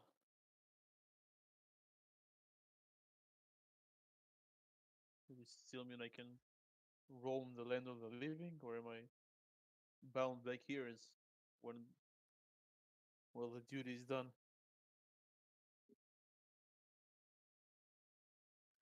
You will be free to move as you wish, so long as you keep sending me the souls of the wicked. You will be acting of your own free will.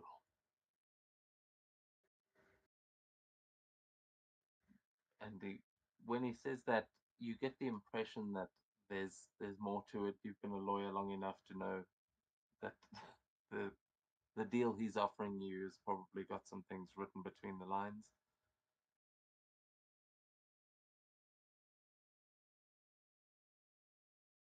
Well, with all due respect, is there anything else I should know?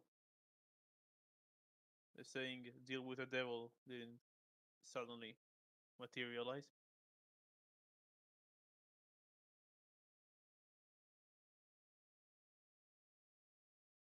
He says, "Oh, I think you'll figure out the rest in time."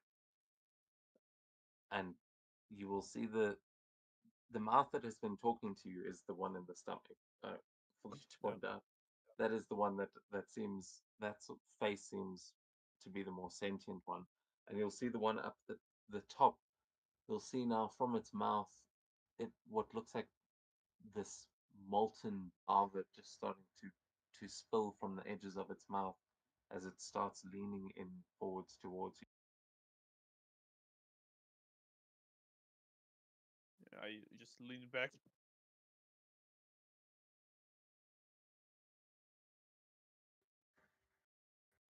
He says, "Hold still now, Mr. Kamado. This will only hurt for a second." And this massive beast is just going to lean forward, these giant claws just crashing into the floor on either side of you as this creature basically just like vomits this lava onto you, and there is nowhere for you to run as you try and get away. You are just drenched in this, you are set alight, you feel yourself burning away, and in that pain, it's like you start to lose focus again, and you feel this transformation take place. Can you please describe to us what it looks like as you assume your Ghost Rider form for the first time, and Satanish grants you the spirit of vengeance? Yeah, well, the picture does sum it up fairly well, but the suit remains the same as it was before, but the head is now replaced with a skull and there's like fire coming out of it. Some of the suit does also seem to be on fire, but it doesn't seem to actually burn. That's fairly much it. Yeah. A skeleton in a suit, but fire everywhere.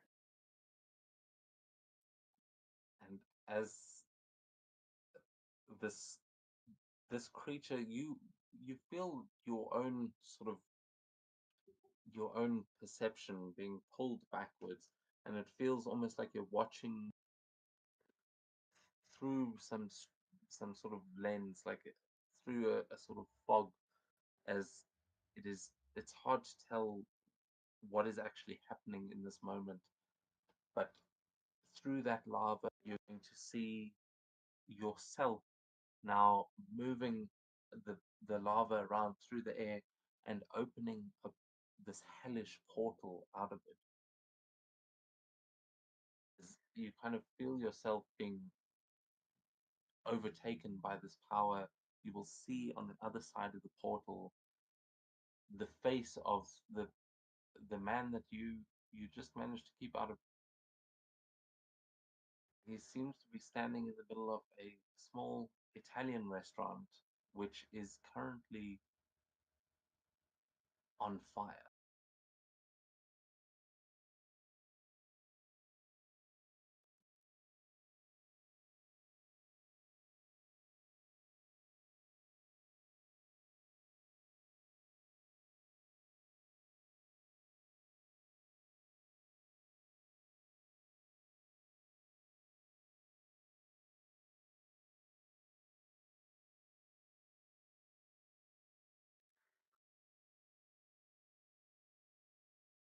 So as you step through, you'll overhear this.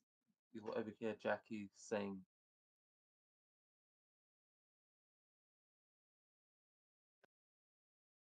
you kind of hear him laughing and just saying, "All right, we better get out of here. What the hell is that?" And you see him looking towards you in this spirit of vengeance form, which I'm sorry, all the names are fucked up. All good. But yeah, what would you like to do is you step out, and I will say it is not 100% Tony in control right now, but you step through the flames into a burning building, and you see Jackie Esposito in front of Would I know why I was teleported here? Or just the portal appeared and I can see Jackie in front of me as they walk through?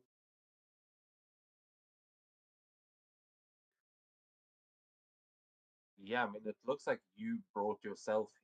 It feels like you did this intentionally, but it also doesn't feel like it was you. I will say in this moment uh, you are controlling this form, but Tony is not fully aware of what is happening or why. But you will see the um that this is Nani's. This was where you were going to meet him. So there's a good chance it was just your last kind of intention. Okay. Like, did he seem like when I walked in was like happy, like cheerful? How did he look like? I assume he knows his lawyer died. He looks cheerful, but it looks like he looks cheerful about the burning building. He doesn't like um it looks like he was celebrating this fire, and then in watching the fire, he's now seeing you step out, and that look of joy is quickly turning to fear, as he doesn't know what the hell is going on, and he's just kind of looking at you in shock. But yeah, he's seeing a flaming skull. He doesn't know who or what is walking towards him. He's just seeing the face of hell. Yeah, I just call out to him, Jackie Esposito.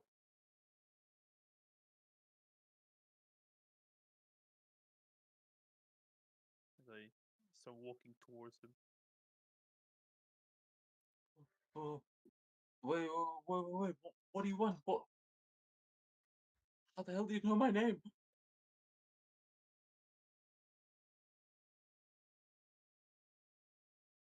seemed fairly happy for a man who lost his lawyer.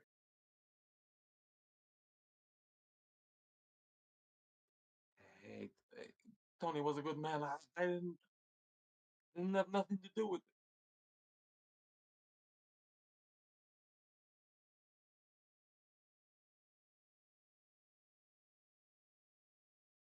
You're burning down this place where you're supposed to meet him.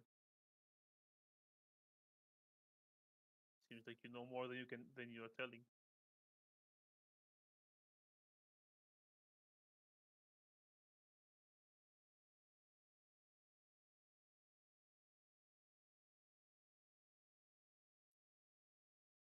Do you have sense yet? No, I do not.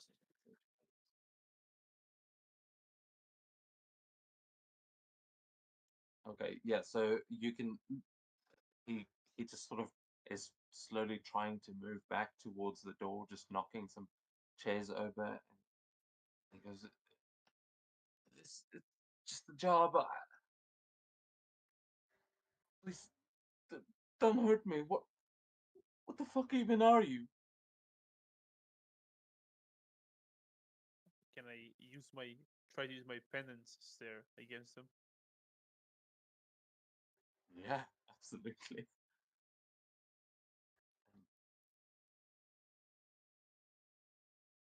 So I make an ego check against ego attack against him.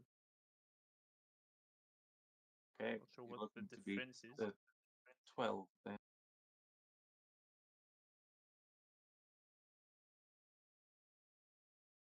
Which I did. But he will take only four focus damage. before. Yeah, I rolled a 2, and it's a multiplier of 1 of a rank 1, so a total of 4.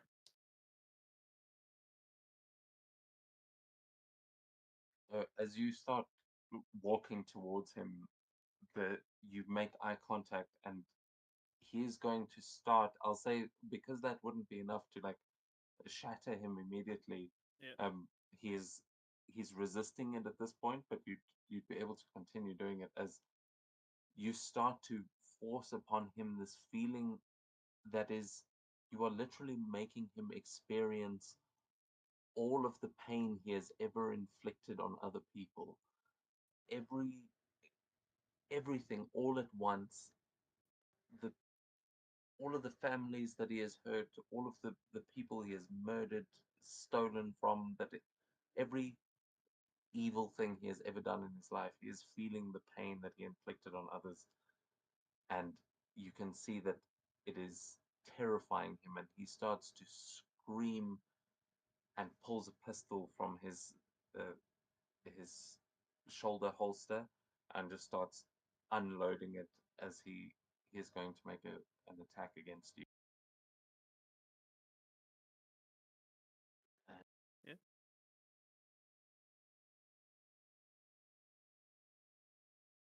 With trouble because you are close to him.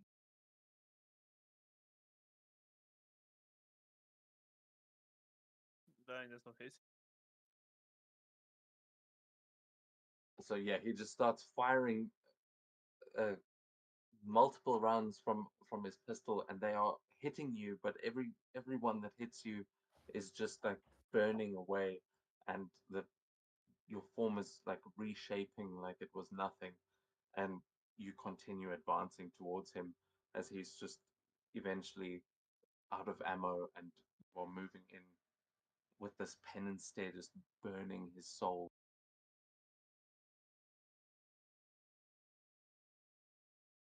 You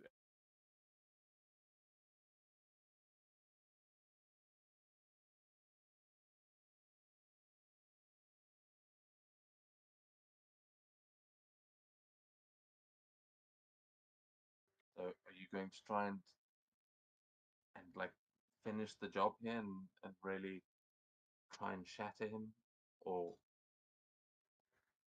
are you trying something else?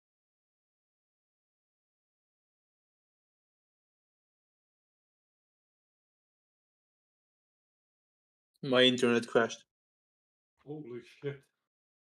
Oh!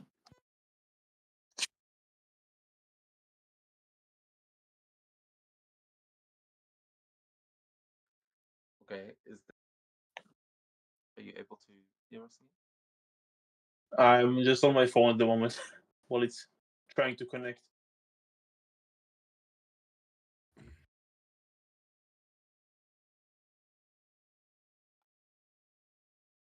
Oh, Okay, no. well, I'll say at this point, I mean, he's like out of ammo. You are advancing on him. Are you going to try and finish him off with the penance stare, or Yeah, is well, there?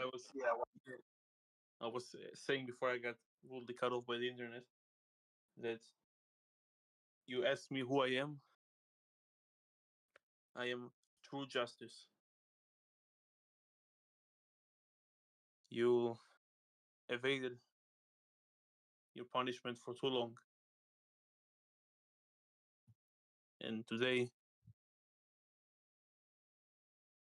was the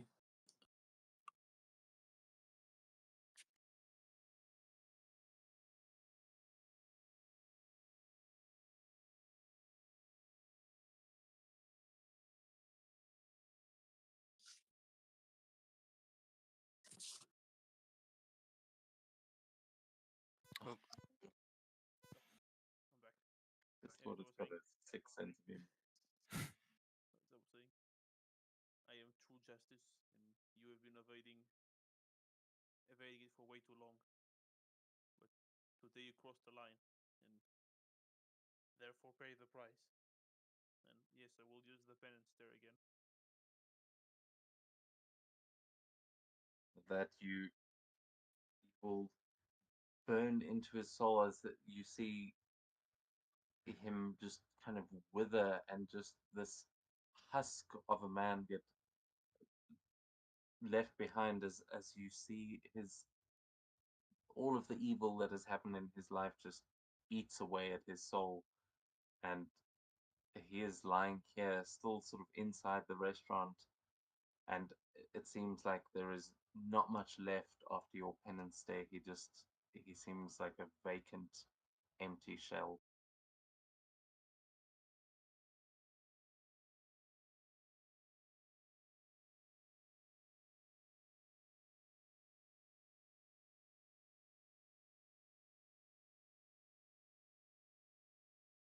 See the burning building around you is like really going up in flames now. You can see pieces of the ceiling are falling down, and he is alive, but his mind is gone completely. Are you going to leave him in this burning building, or are you gonna take him outside or throw him into the fire? Like after doing your penance day, you can tell he definitely deserves it.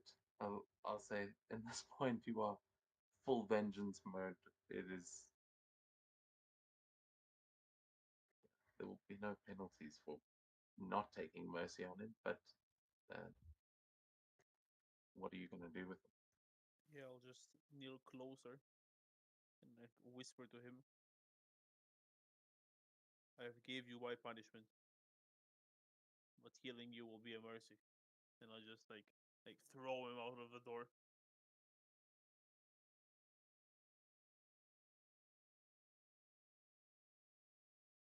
As he crashes out onto the street, and you see he's not even able to like defend himself, as he just lies there staring. You'll hear footsteps of seemingly someone else running away, but at this point, uh, as the building burns, we're going to. Yeah, I think we're going to leave you there for the moment. Yeah.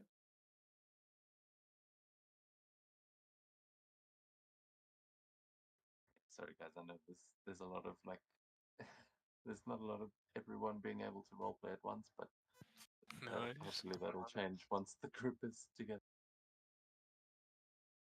Only normal in the beginning. Yeah, then we are going to cut to the following morning. Robbie's not there. We cut to the following morning as James, your phone is ringing first thing in the morning, and you can see that it is Nick Fury, Fury Jr. technically, but it's Sam Jackson Fury that is calling. James just picks up the phone, just still in bed. He just grunts as a greeting.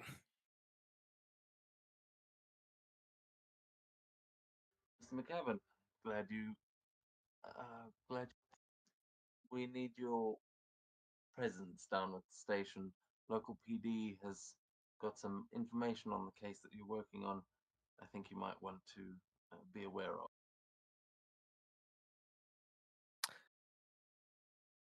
Sounds good. See you then. I suppose I I'd, won't see you till. Well, yes, you might, depending on how this goes. I think this may have just gotten a little more interesting. Your murder victim, Mhm. apparently, Tony Grimaldo got up and walked out of the morgue last night. There are witnesses being questioned, but their lawyers are probably going to be there soon to get them out. We need you to find out what happened before they do. Wait, the lawyer?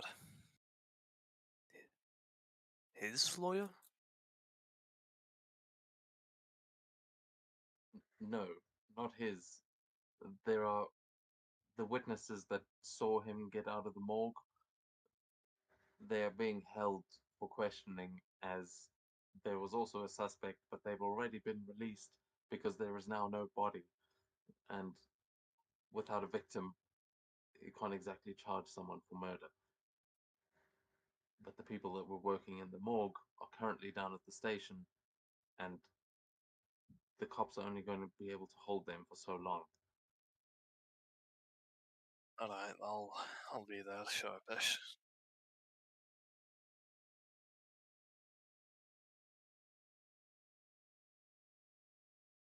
And well, after that call, he'll call Nicholas, tell him come down to the police station. Things are kicking off. I'll be down there bailing you out. Oh wait, I don't have any money. You gotta Fuck pay off. your own bail. I'll see you there. He hangs up.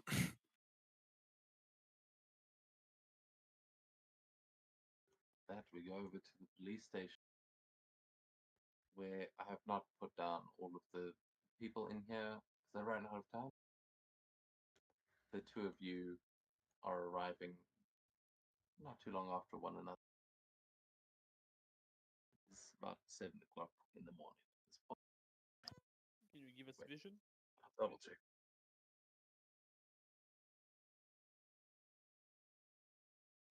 That's right. So, but as those two are getting there, Mr. Horvath will be getting a similar call as you will be getting a call from Nelson and Murdoch, as one of the paralegals that works there is calling you and saying, "Good morning, Mr. Horvath. Mr. Murdoch has asked me to relay to you that there is he said, chance for redemption. We've got clients down at the station that are apparently in need of representation after seeing, it says, the devil."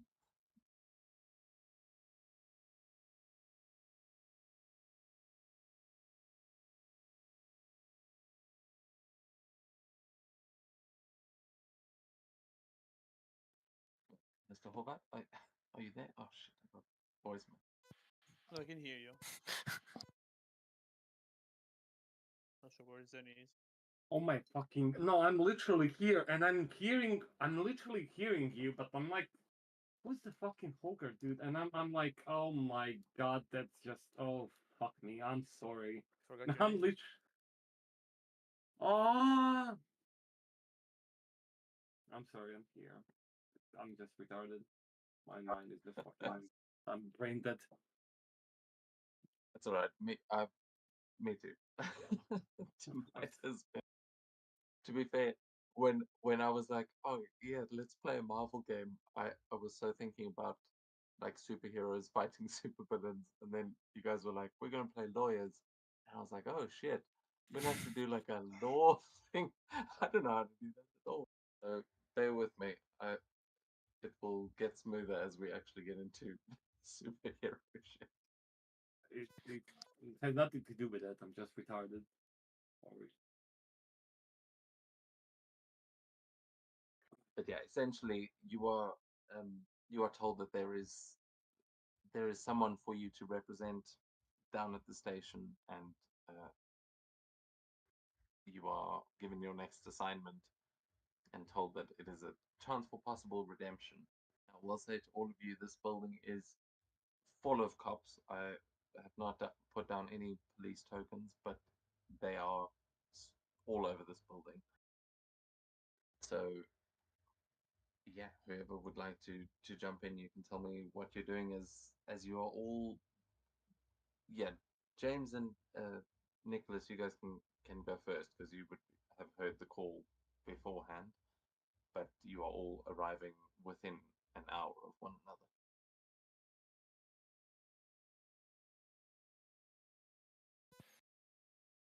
Apparently, we need to find out about what's happened last night.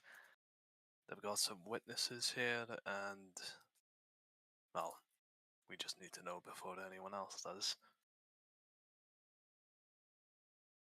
Well, witnesses for what? Oh, yes. So, they found out who shot the guy. I'm not sure. By the sounds of it, it's become more than that.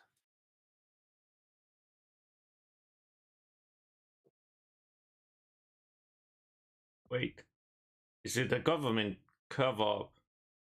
Was that guy like a terrorist or something? Was he one of those, like, you know, like those from Iraq, like ISIS or whatever it's called today? I don't think so. What the fuck is everyone? As I said, it's fact. When you walk in, you'll hear is commotion going on. There's cops going back and forth, and you will hear, in particular, there is a girl crying, like hysterically. She's sitting um, at one of the desks with a very tired-looking police officer, and you can see she's wrapped in like a safety blanket, and um, she doesn't seem to be able to form words properly, as she's just crying so much. But the cop seems to be reassuring her, and other than that, everything in here seems to be pretty normal for the police precinct. There's cops going about their day, one or two like petty thieves being dealt with, but other than that, it seems business as usual.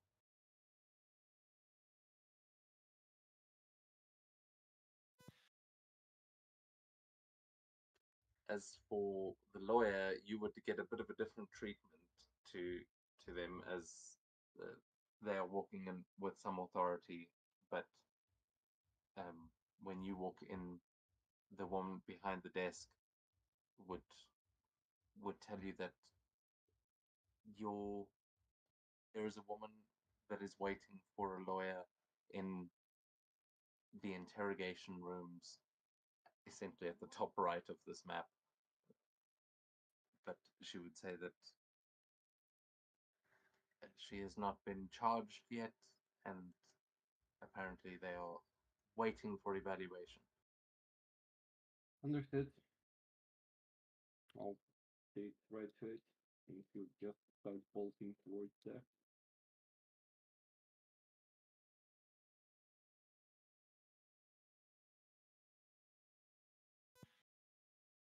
Would James recognize him? Yeah, you would have seen him on the broadcast yesterday. You would have seen him rushing towards the guy who got shot. Hang on, you. What's your name? He'll go into his sacco, and he's gonna grab his wallet and grab a card. My name is Val Corbett. If you need anything, you can call me, but I'm in the middle of defending my client, or at least finding out who my client is, so I don't really have time right now unless it's something super special. So Is this about the incident last night? could be, maybe. I'm still not sure. I was just told to be rushed here. Hmm.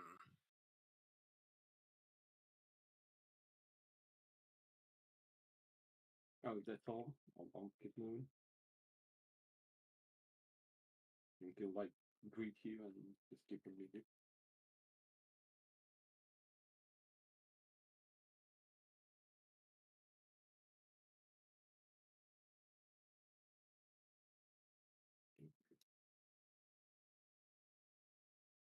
Do you think he's up to anything, or just being a lawyer? Never trust a lawyer. Words to live by. Am I in the wrong area? You're in the You've walked shower. into a locker room. Oh shit! Don't drop Run. the soap. Run! Oh, I see the freaking token. I'm so fucking dumb. Oh, god damn it.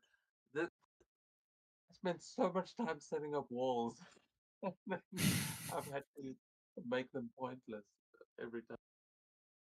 Like, that two-way mirror even works. Oh god, really? Yeah. Oh shit. Wait, let's see. Oh yeah, I Okay, you can't should see be able shit. to I walk can't in and see shit. yeah. But if you're on the side, you can see through. So Holy, that's insane. so yeah, at this point, I mean, you can the other two can you can quite obviously tell that's probably the lawyer that you were trying to beat here. But as he heads up towards one of the interrogation rooms, you would know that you have the authority here to go and stand on the other side of that two-way mirror if you so choose. But Well, otherwise, it's up to you what you're doing here at the precinct. I guess we better, in case they need, help. Mhm. But in case they need help. And not that we're just watching.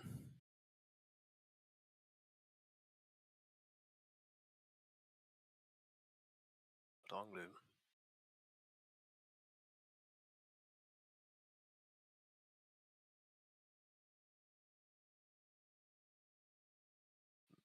Wrong room again. Wrong. Which room are you going into? I mean, you can. Oh, we're Just going in cover. the mirror room.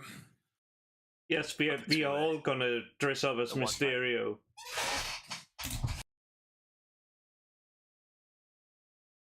Okay, so I am going to just so that we can all see.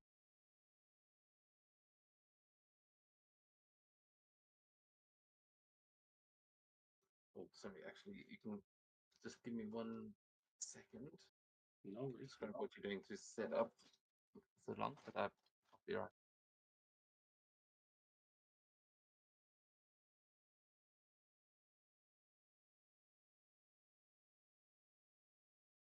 Yikes, yikes, yikes. Right, it's so weird to have 10 HP.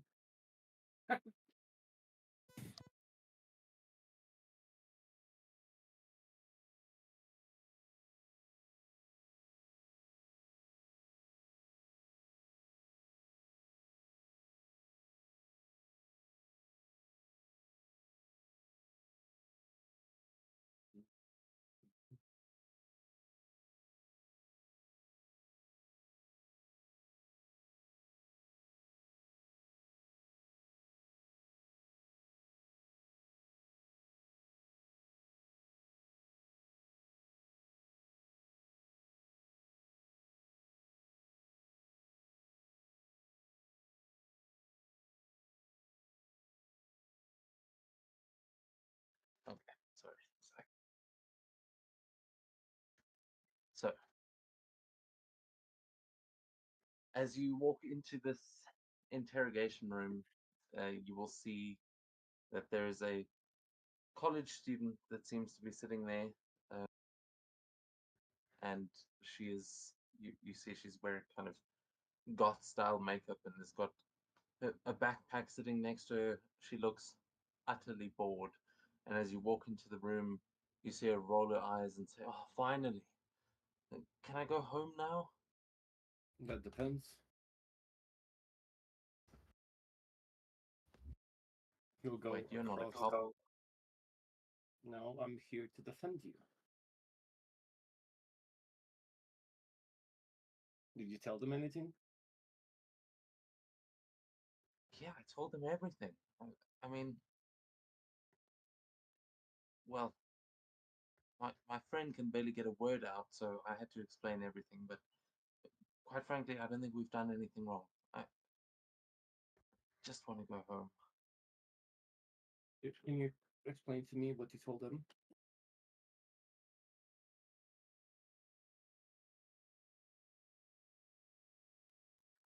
I mean,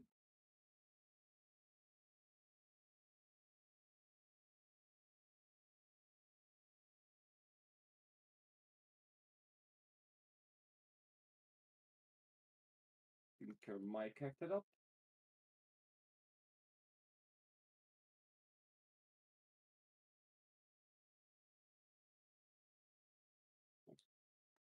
yeah. So she says, "But wait, who are you? I don't have a lawyer. I'm You're assigned one. I'm coming from a Nelson and Murdoch law firm. Is your case or whatever the hell happened to you piqued their interest and they sent me here. So tell me exactly what happened. What did you see? What they're accusing you of? Did you do it? I don't know what they're trying to accuse me of. I mean, look, a guy was brought in yesterday. He was a blood donor, and we're working on a project at ESU. We're researching enhanced cadaveric blood transfusions, and he was just supposed to be. We were just going to take blood so that we could get him back to the morgue, and then all of a sudden, dude set on fire, stood up, and walked through the wall. I mean, we were okay. As I said, my friend is freaked out, understandably, but I mean, he got up and walked off. Just like that. Just stood off, walked up, didn't say anything, didn't do nothing. I mean, as I say, he was on fire. It was pretty fucked up. Look, and I swear it wasn't us. Okay, what the experiments? I know there's a lot of controversy because they think we're trying to bring things back to life. We haven't even done anything yet. We haven't even gotten his blood. It I was like approaching with the needle, and suddenly, Do you have any cameras there? Is being recorded or silence or anything? you see her kind of glance away a bit nervously as she says, "Well, I mean, there are cameras on campus, but no, there's no cameras in that particular lab." So you see how they would find you suspicious, right? Like you're telling a story where someone got set on fire and walked away. There's no body, and there's no other sighting of a burning man walking around in the town. Did you smoke anything? Did you have any drugs, alcohol, pills?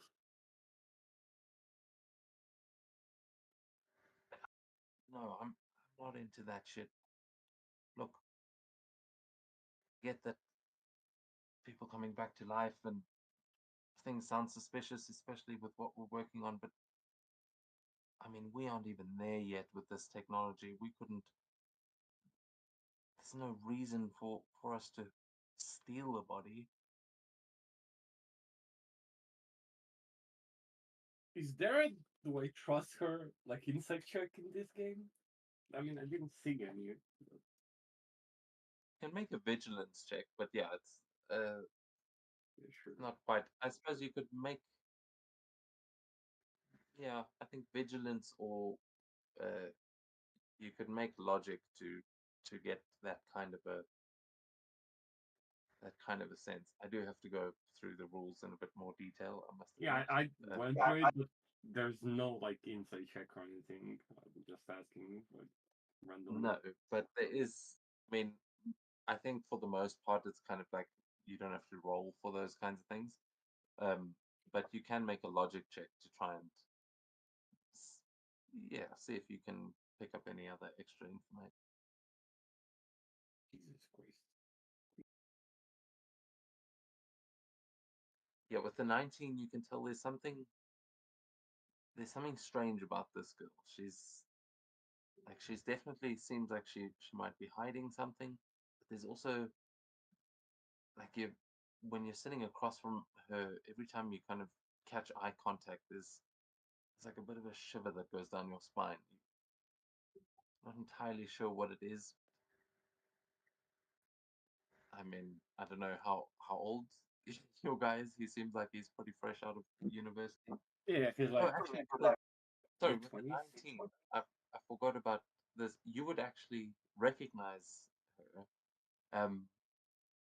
You guys would have, when you were in law school, you would have remembered her. Maybe I'll leave it up to you how well you might have known her, but she would have been at med school while you were at law school, and you would have crossed paths in that sort of environment. He's gonna like put his hands on the table and be like, listen, there's obviously something you're hiding me. Like even a dumb comp would understand that, right? So if you get it, if you tell me what it is, then maybe I can help you. Maybe I can even get you and your friend home in an hour. But if you're gonna keep hiding stuff from me, then you might end up in a lot of trouble.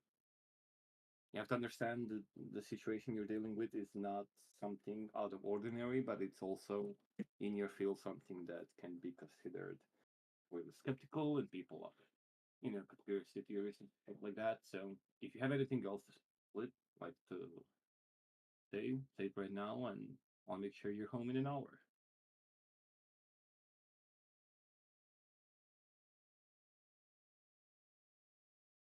Look, oh, I the research that we're doing is not exactly above board, so to speak, and it might be dangerous for me to share that kind of information. I don't know.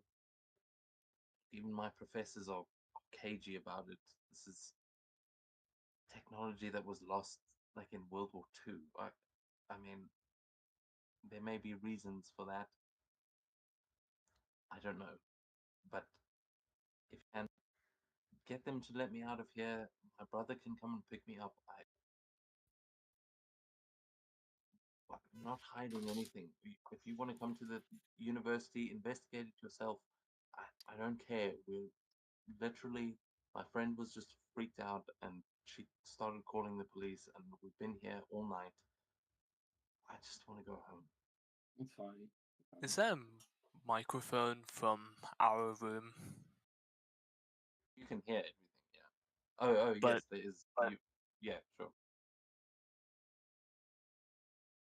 For you to speak into that. Yeah.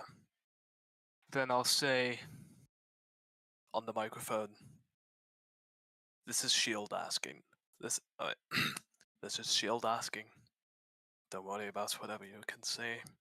They'll never see the light of day.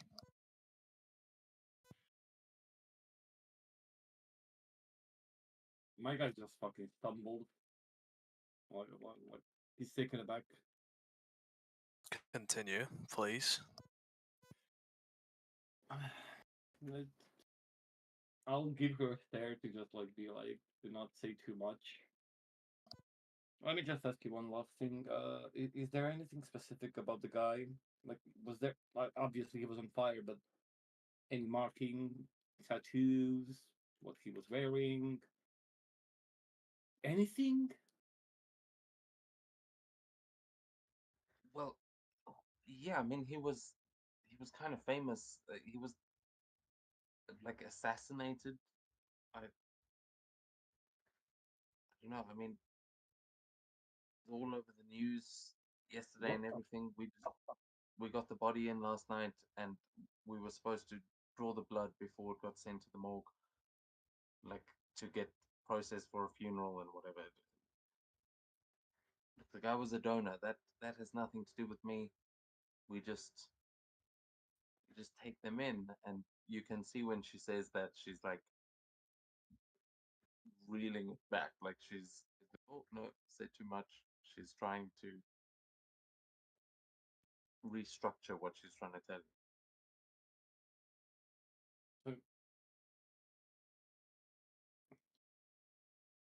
you. He's alive?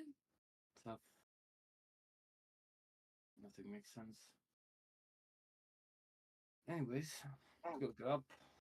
And he'll stand out. I'll get you out in a moment. I'll just have to deal with whoever's on the other side. Just sit tight and don't answer to any other question if anyone asks you.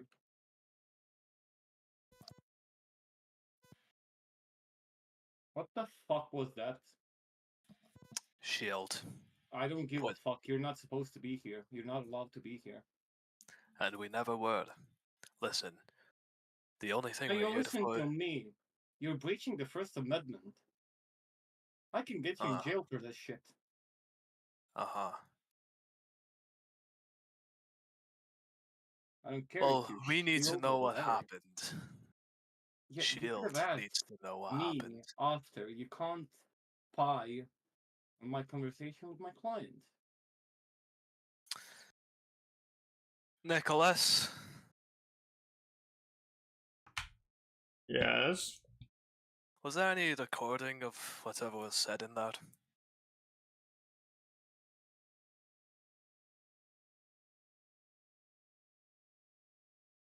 Wait, the government records us. Well, I'm asking you if there's a recorder in there. If there is, burn it, destroy it, get rid of it, or give it to him. Well, didn't see any. So guess the staff brings it when they need it. Yeah, I mean, there is definitely a camera in the room that you guys that were in there, you would have had the opportunity to switch it off if you had wanted, but you would know that if it was recording anything, that laptop that's sitting in the room is probably what it was recording to. Yeah, I'd like to think James would have the foresight to stop any recording before that all happened. Yeah, so we'll say when you guys walked in, the light went off on that camera, and you were not recording any of that conversation. And now, Mr. What?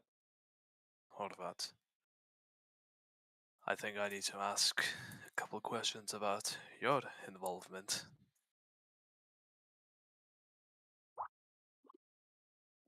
Which involvement? I just got here and apparently you spied on me, so you should know everything about it.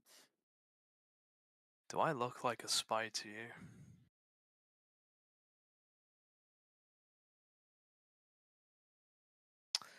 Who said anything about spies?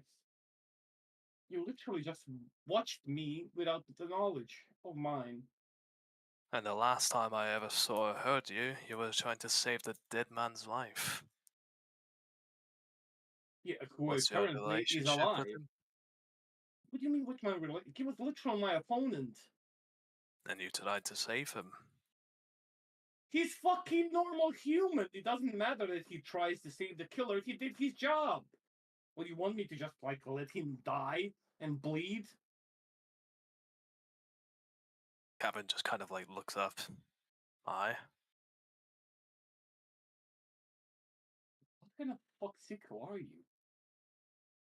You just, like, go randomly seeing people that might die, you just leave them there and just walk away? Jesus Christ. World is going to shit. As if it wasn't already known. Well, it's not getting any better because of assholes like you.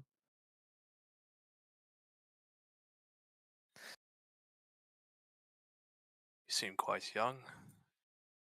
Are you new to this kind of job? It doesn't matter. The age has nothing to do with it. What do you mean? It No. has everything to do just being like a fucking normal human being and having an empathy. Do you not know what that is?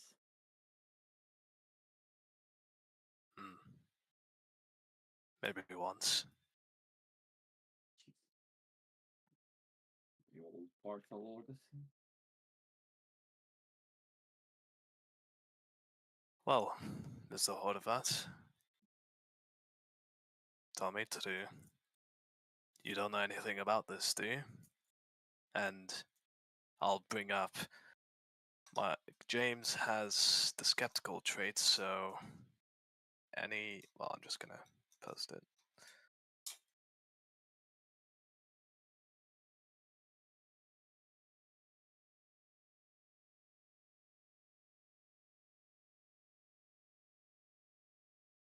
Yeah, I don't know nothing about this. The only thing I know is what I told the police yesterday. That the fucking assassin, whatever, had like some sort of yellow shit mask or whatever. I even pointed where the hell it was. Then I tried to save man alive. Then I went home and got called to, like this morning to get here as fast as I can. Why do you think he was shot? Well, I don't know. Maybe he's defending a fucking murderer and a fucking mob boss. You know, if you're in that fucking hellhole, you're probably gonna get dead sooner or later.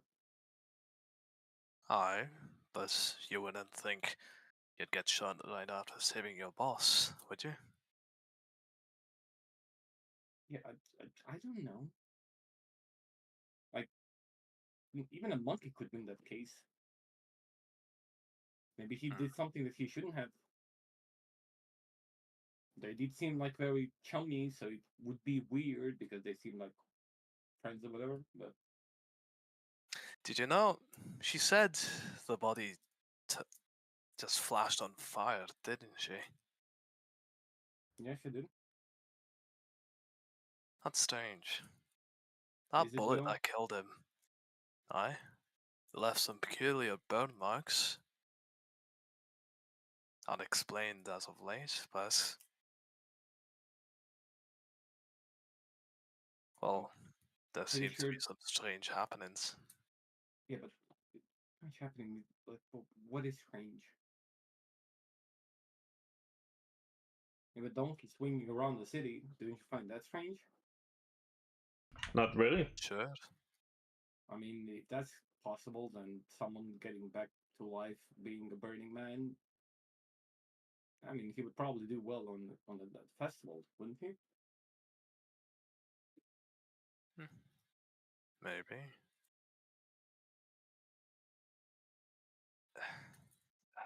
Oh, alright then. Ghost Rider training. Well, Mr. Horvat, my name is James McCavern. This is Nicholas Manus. We'll be in touch. And he just flashes his business card he gave him. Yeah. Well, if you need me, you know where to find me. Now, excuse me, I have to go deal with the fucking bullshit.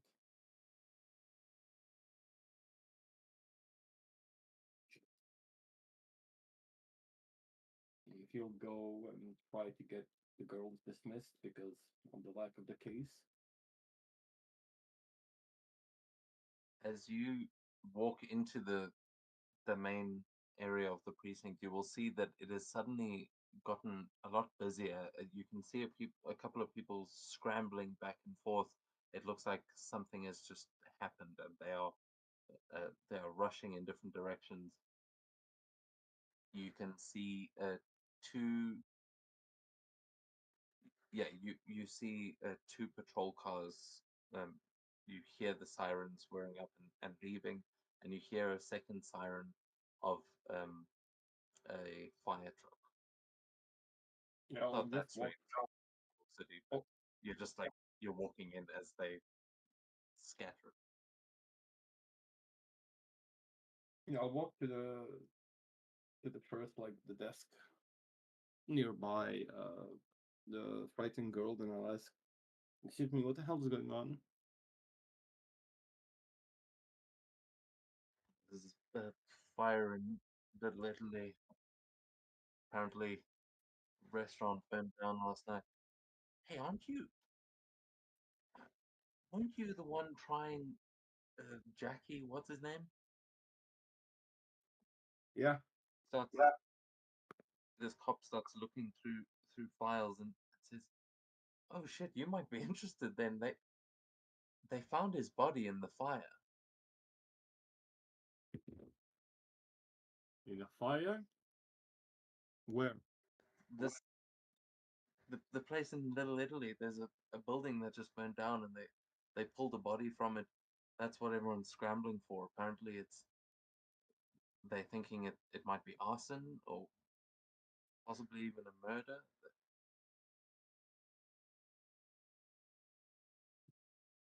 Okay. He'll try to I'll be right back, and he'll try to wrap around and go back and try to find the two donkeys.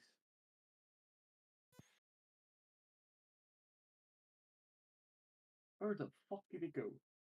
He'll continue trying to search for them.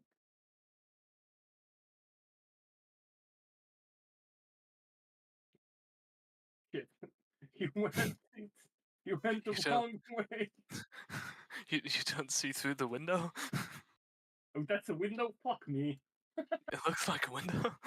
Probably it is. Fuck. Yeah, I'm just dumb. Oh, now I can see. Oh, okay, that makes sense. I'll see the guys. I'll just run. Holy shit! Oh He's fuck! firing! God damn it! Disco. It's Magnus, time. get out of the way. Ow. Someone bring a ball, then we can have a disco session. Mr. Horvat, fancy seeing you so soon. Yeah, well, I know it doesn't make fucking sense at all, but can you show me your ID badge or something? Do you have any credentials that you are who you say you are? Do I?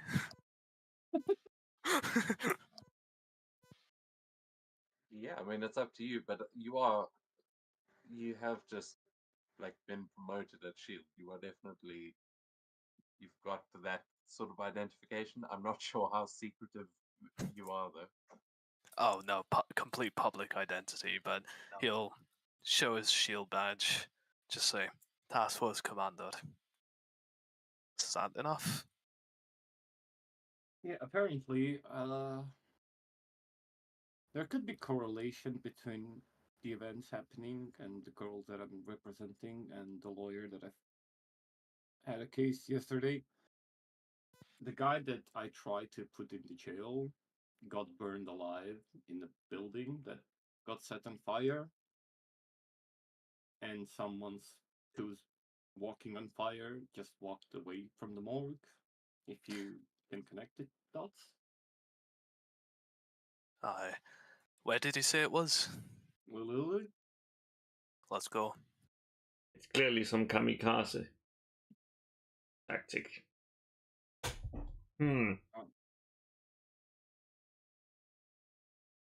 So gonna be wary of you two guys, but he'll just try to tag along.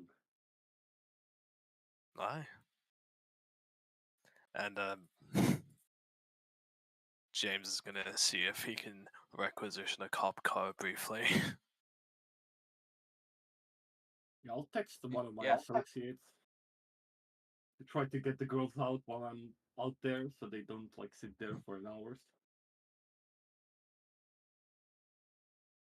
Okay, yeah, you make sure that they manage to that they are released and James commandeers a cop car. You will hear as the three of you drive off the cop whose patrol car that actually belongs to swearing about fucking Shield again. This probably happens a lot in New York.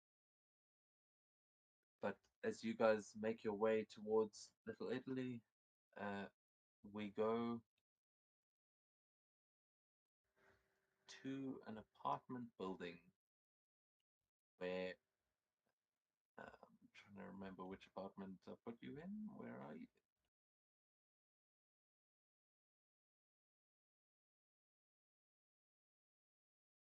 At the left side, I Where- can see myself.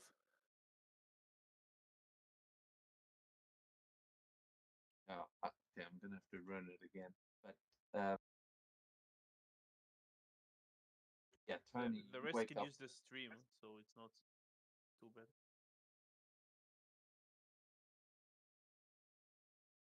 Yeah, if you want to do that, I mean, it doesn't matter. It's just an empty apartment building, but I don't think I've put anything else down. But you, Tony, you wake up hugging the toilet like you just woke up after a night of way too heavy drinking, and you feel like a splitting headache as you kind of come to lying next to your toilet, essentially on your bathroom floor. You know that you are at home, and everything that transpired in the last 24 hours just feels like it could have been a dream that you are already starting to forget. It's just nothing, none of that seemed like it was possible.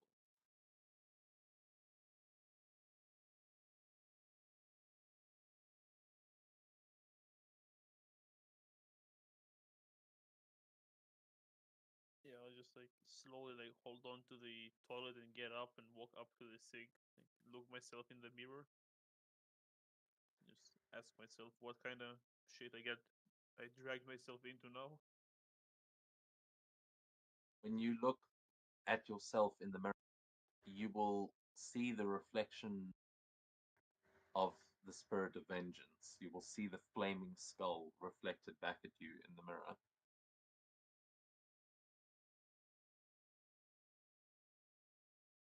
I just move my head around and try to touch the mirror to see if it's real. Yeah, definitely. It seems like it's your reflection, and then you'll notice that on the wall next to you, sort of between the toilet and the sink, you'll notice that it looks like there's almost like a claw mark in the wall. It looks, I mean, it looks legitimately exactly like the Monster logo. You know, Monster Energy logo. Yeah. Yeah, the 3 scratches.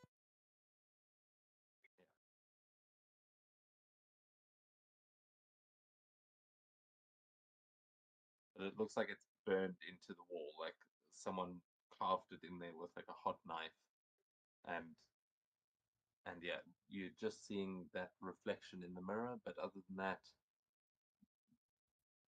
there's no heat coming off of you. It just seems to be like you're having a hallucination. Yeah, I'm just trying to remember. I get glimpse. I remember glimpses of what happened, what I did. The guy. But I don't remember the claw marking on the wall.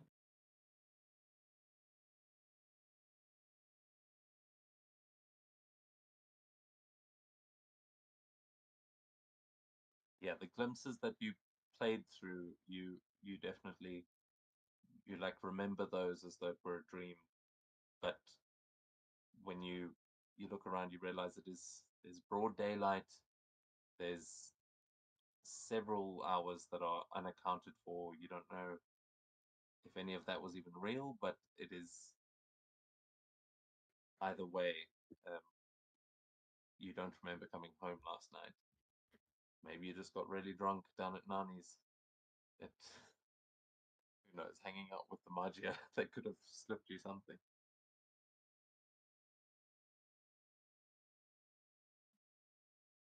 Too much cocaine for you, Tony? Sorry, what? Too much cocaine for you? Yeah, it's, yeah, just mumble to myself. I can't stay here. I have to grab whatever I can in the bag and leave. Magia is after me. Well, they'll figure out soon enough that I'm not dead, or at least not. I don't know what I am. Head to his bed, grabbing grabbing a bag. It's his laptop, throwing it in, some clothing, ready to leave, getting ready to head out.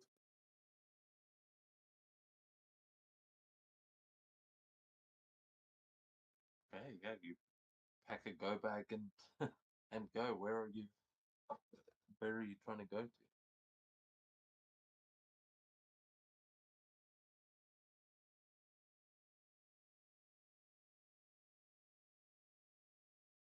Where am I trying to go to?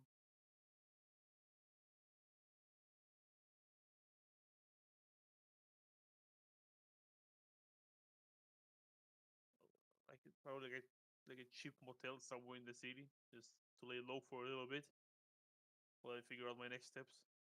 I change my clothing, like throw like a hoodie on, like glasses, like trying to look inconspicuous.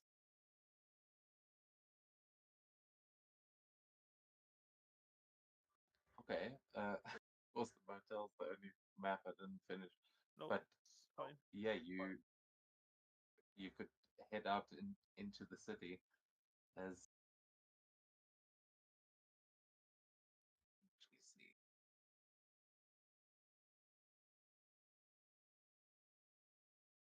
You want me to actually like, move myself there, or is it? I mean, yeah, you can. There's you won't be able to. There's no like staircase to Yeah. head into the city just yet. But yeah, you quickly make your exit, and as you head out onto the street, you'll everything seems completely normal. Like the what you're feeling, there's clearly it's like it's strange for you, but no one else. Um, and as you are walking out onto the street, you're going to just have the strangest sensations of like feeling the the worst desires of the people around you, like feeling their regrets, their sinful thoughts. It's like you can't focus in on them, but it's just like this white noise that is filling the streets. And you're in New York City, man. So there is a lot of like it is an overwhelming feeling to say the least. But as you try and hail a cab, I assume to try and find a motel or Yeah, I'll grab a gonna cab. Like, Speaking go of, you know. sorry, I was just going to say, speaking of New York City, I just saw all the rats skittering about. So that's your power. Turning into Ratman.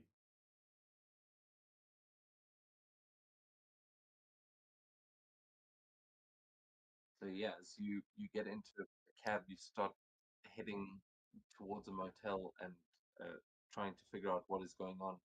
And this cab driver you see is going to drive you like right through Little Italy, close enough that you will be able to still see the smoke that is rising, and and as you're kind of passing by, you'll catch a glimpse of what used to be Nani's, and you can see that it has burnt down. As the rest of you are arriving, you are arriving in a cop car that you've just pulled up in. I don't have a token for that, but I will put you all down as you turn the corner into Little Italy here, where you see one of these buildings looking particularly messed up.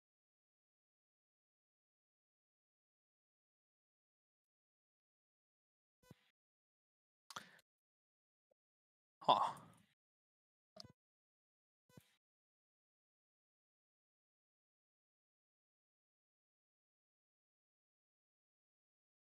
So it seems she was nice after all.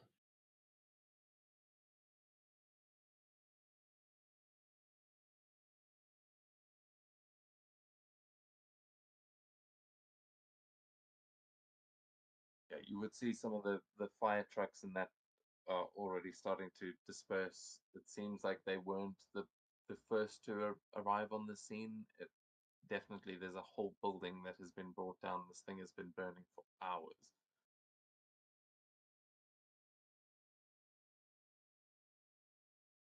And outside of it, you see a a, a guy that yeah, I mean some of you might know this restaurant.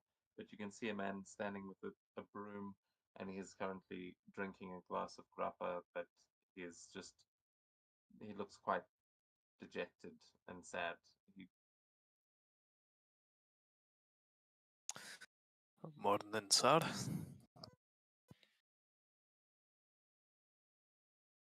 Take it this is Oh, your pleasure. place. yes, yeah, well, it was. Just looks into it forlornly, and then back to you as he extends a hand and introduces himself as someone.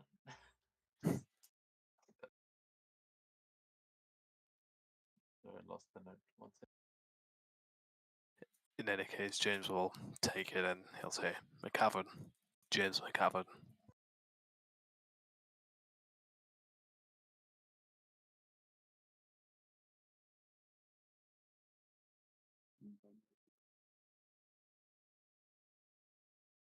Yeah, so you will see him here. The um, uh, what the fuck? Where is that? Yeah. So, God damn it, my brain is not working tonight. Because I'm Nani. This is Nani's. My name is Nani. Uh, the original one, of course. That was my great grandfather, the original Giovanni Angelis. But it is good to meet you. I wish I could offer you something to eat or drink, but as you can see, the family business is no more. It's no worries. Hopefully soon enough, you'll have another nannies and make it your own. But in any case, we have to figure out what happened here. I suppose you have just as well, do you?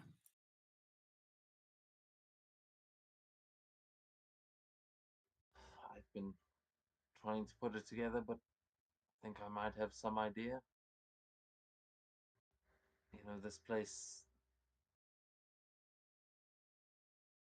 took a long time to build it into what it was. It, did so well that my boys were even able to open the grocery store here across the road, but I guess I'm gonna have to give in and sell. Maybe the boys can give me a job there. It, everyone on the street's been getting pushed out recently. I told them to go shove it, but apparently they didn't take too kindly to that. And if I may ask, who is shoving these people out? At this, I would like you to please give me a logic check. Um, a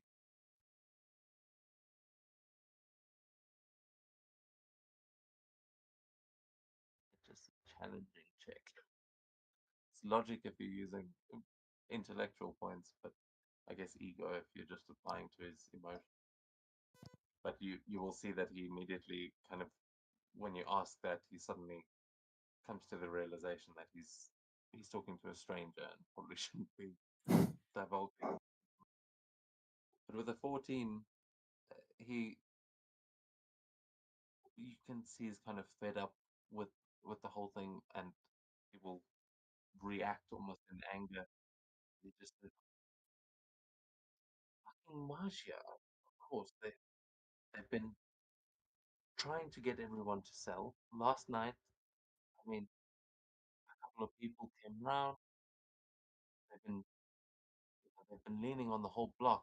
I don't know why, but they haven't offered anyone a fair price, including me. And despite that, several of my neighbors have given in. Some of them have been close to retirement. Others just didn't want any bad blood with the Magia. But I outright refused and threatened to call the police. And last night, about 3 a.m., this place gets burnt down. mean, I don't know what else to tell you. This road is run by the Manfredis. This whole neighborhood is practically theirs. And he gestures. You'll notice that a couple of the other buildings around here, you'll notice that their windows are like boarded up. It looks like a few of the businesses around here have closed. If anyone else would also like to make a logic check, as there are three of you standing here, and Tony, I will say you driving past. If you did want to jump out and come and investigate this, you could. But if you're No, I think I'll stay where I am. If you don't mind.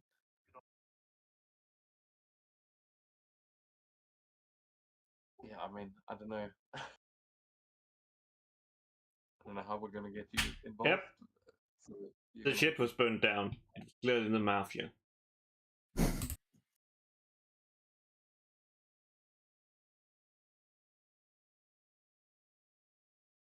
Okay, so Auntie, you are going to get. That's how I'm going to be saying it from now on. But what are you saying to him as you join this? And he seems to be just kind of ranting at James, like out of frustration. Listen. You seem like a smart fellow, right? Why don't you just tell us what the hell really happened, and we won't force you to go with us, if you know what I mean? It'll be much easier. Come on, don't you start as well. Look, a couple of those Magia came and threatened me before they burnt down. All right, it was Anacaria and Paolo Lira, the brother and sister lieutenants of the mafia and the Manfredi family. I know them well. They've been coming around to collect protection money from me for the past decade. In fact, we even went to school together. I relied on them for actual protection from time to time, step in and lend a hand when the police were too busy, but I never thought they'd turn on me like this. Hmm. So you're saying Magia did it? Yes, the Manfredis, I resisted and they pushed me out.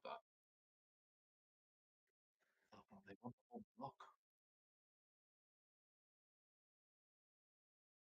You sure that Jackie didn't say anything yesterday?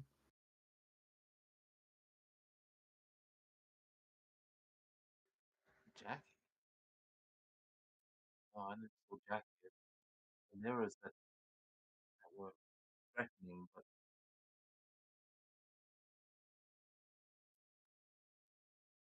I don't know if they were the ones to get their hands dirty.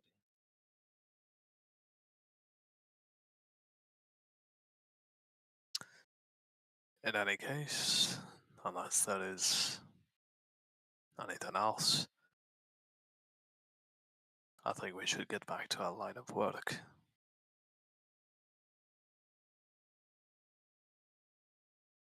As James just kind of like raises an eyebrow at Auntie.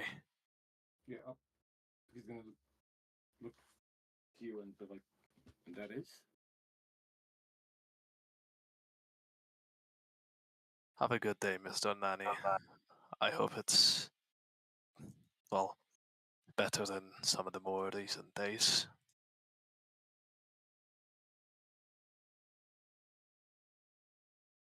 As you're saying that, you see his face kind of drop as he looks behind you, and you will see two people that have just walked out onto the road. And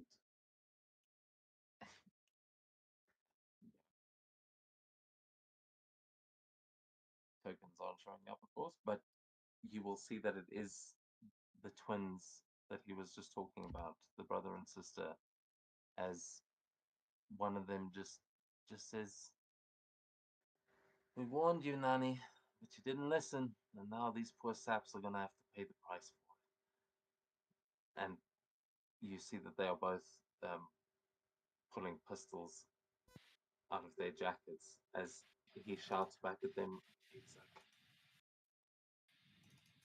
"What are you doing? You gonna kill me over a burned out building?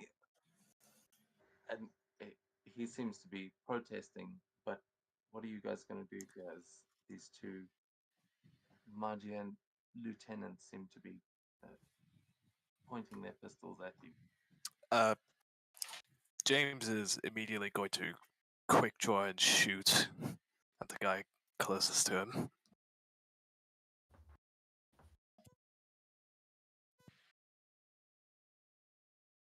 And as you do that, I think that is where we're going to end the session for tonight. Holy shit. We're rolling for initiative. We. Hell yeah. Yes. Oh, what the? I'm just a lonely fucking scrub. Relax, man. Now you can get shot Now you also. can run first away. No, I'm just hiding behind James. Fuck you. Yeah, James. James, as soon as hearing the guys behind him, would have definitely thought, "Oh yeah, this is going to turn sour," and it's just been hovering over his pistol since. Yeah, so sorry we didn't get to do the combat this session, but That's no worries. No, not every session has to have combat. It's been fun. Yeah, it's fun. Honestly, even though it's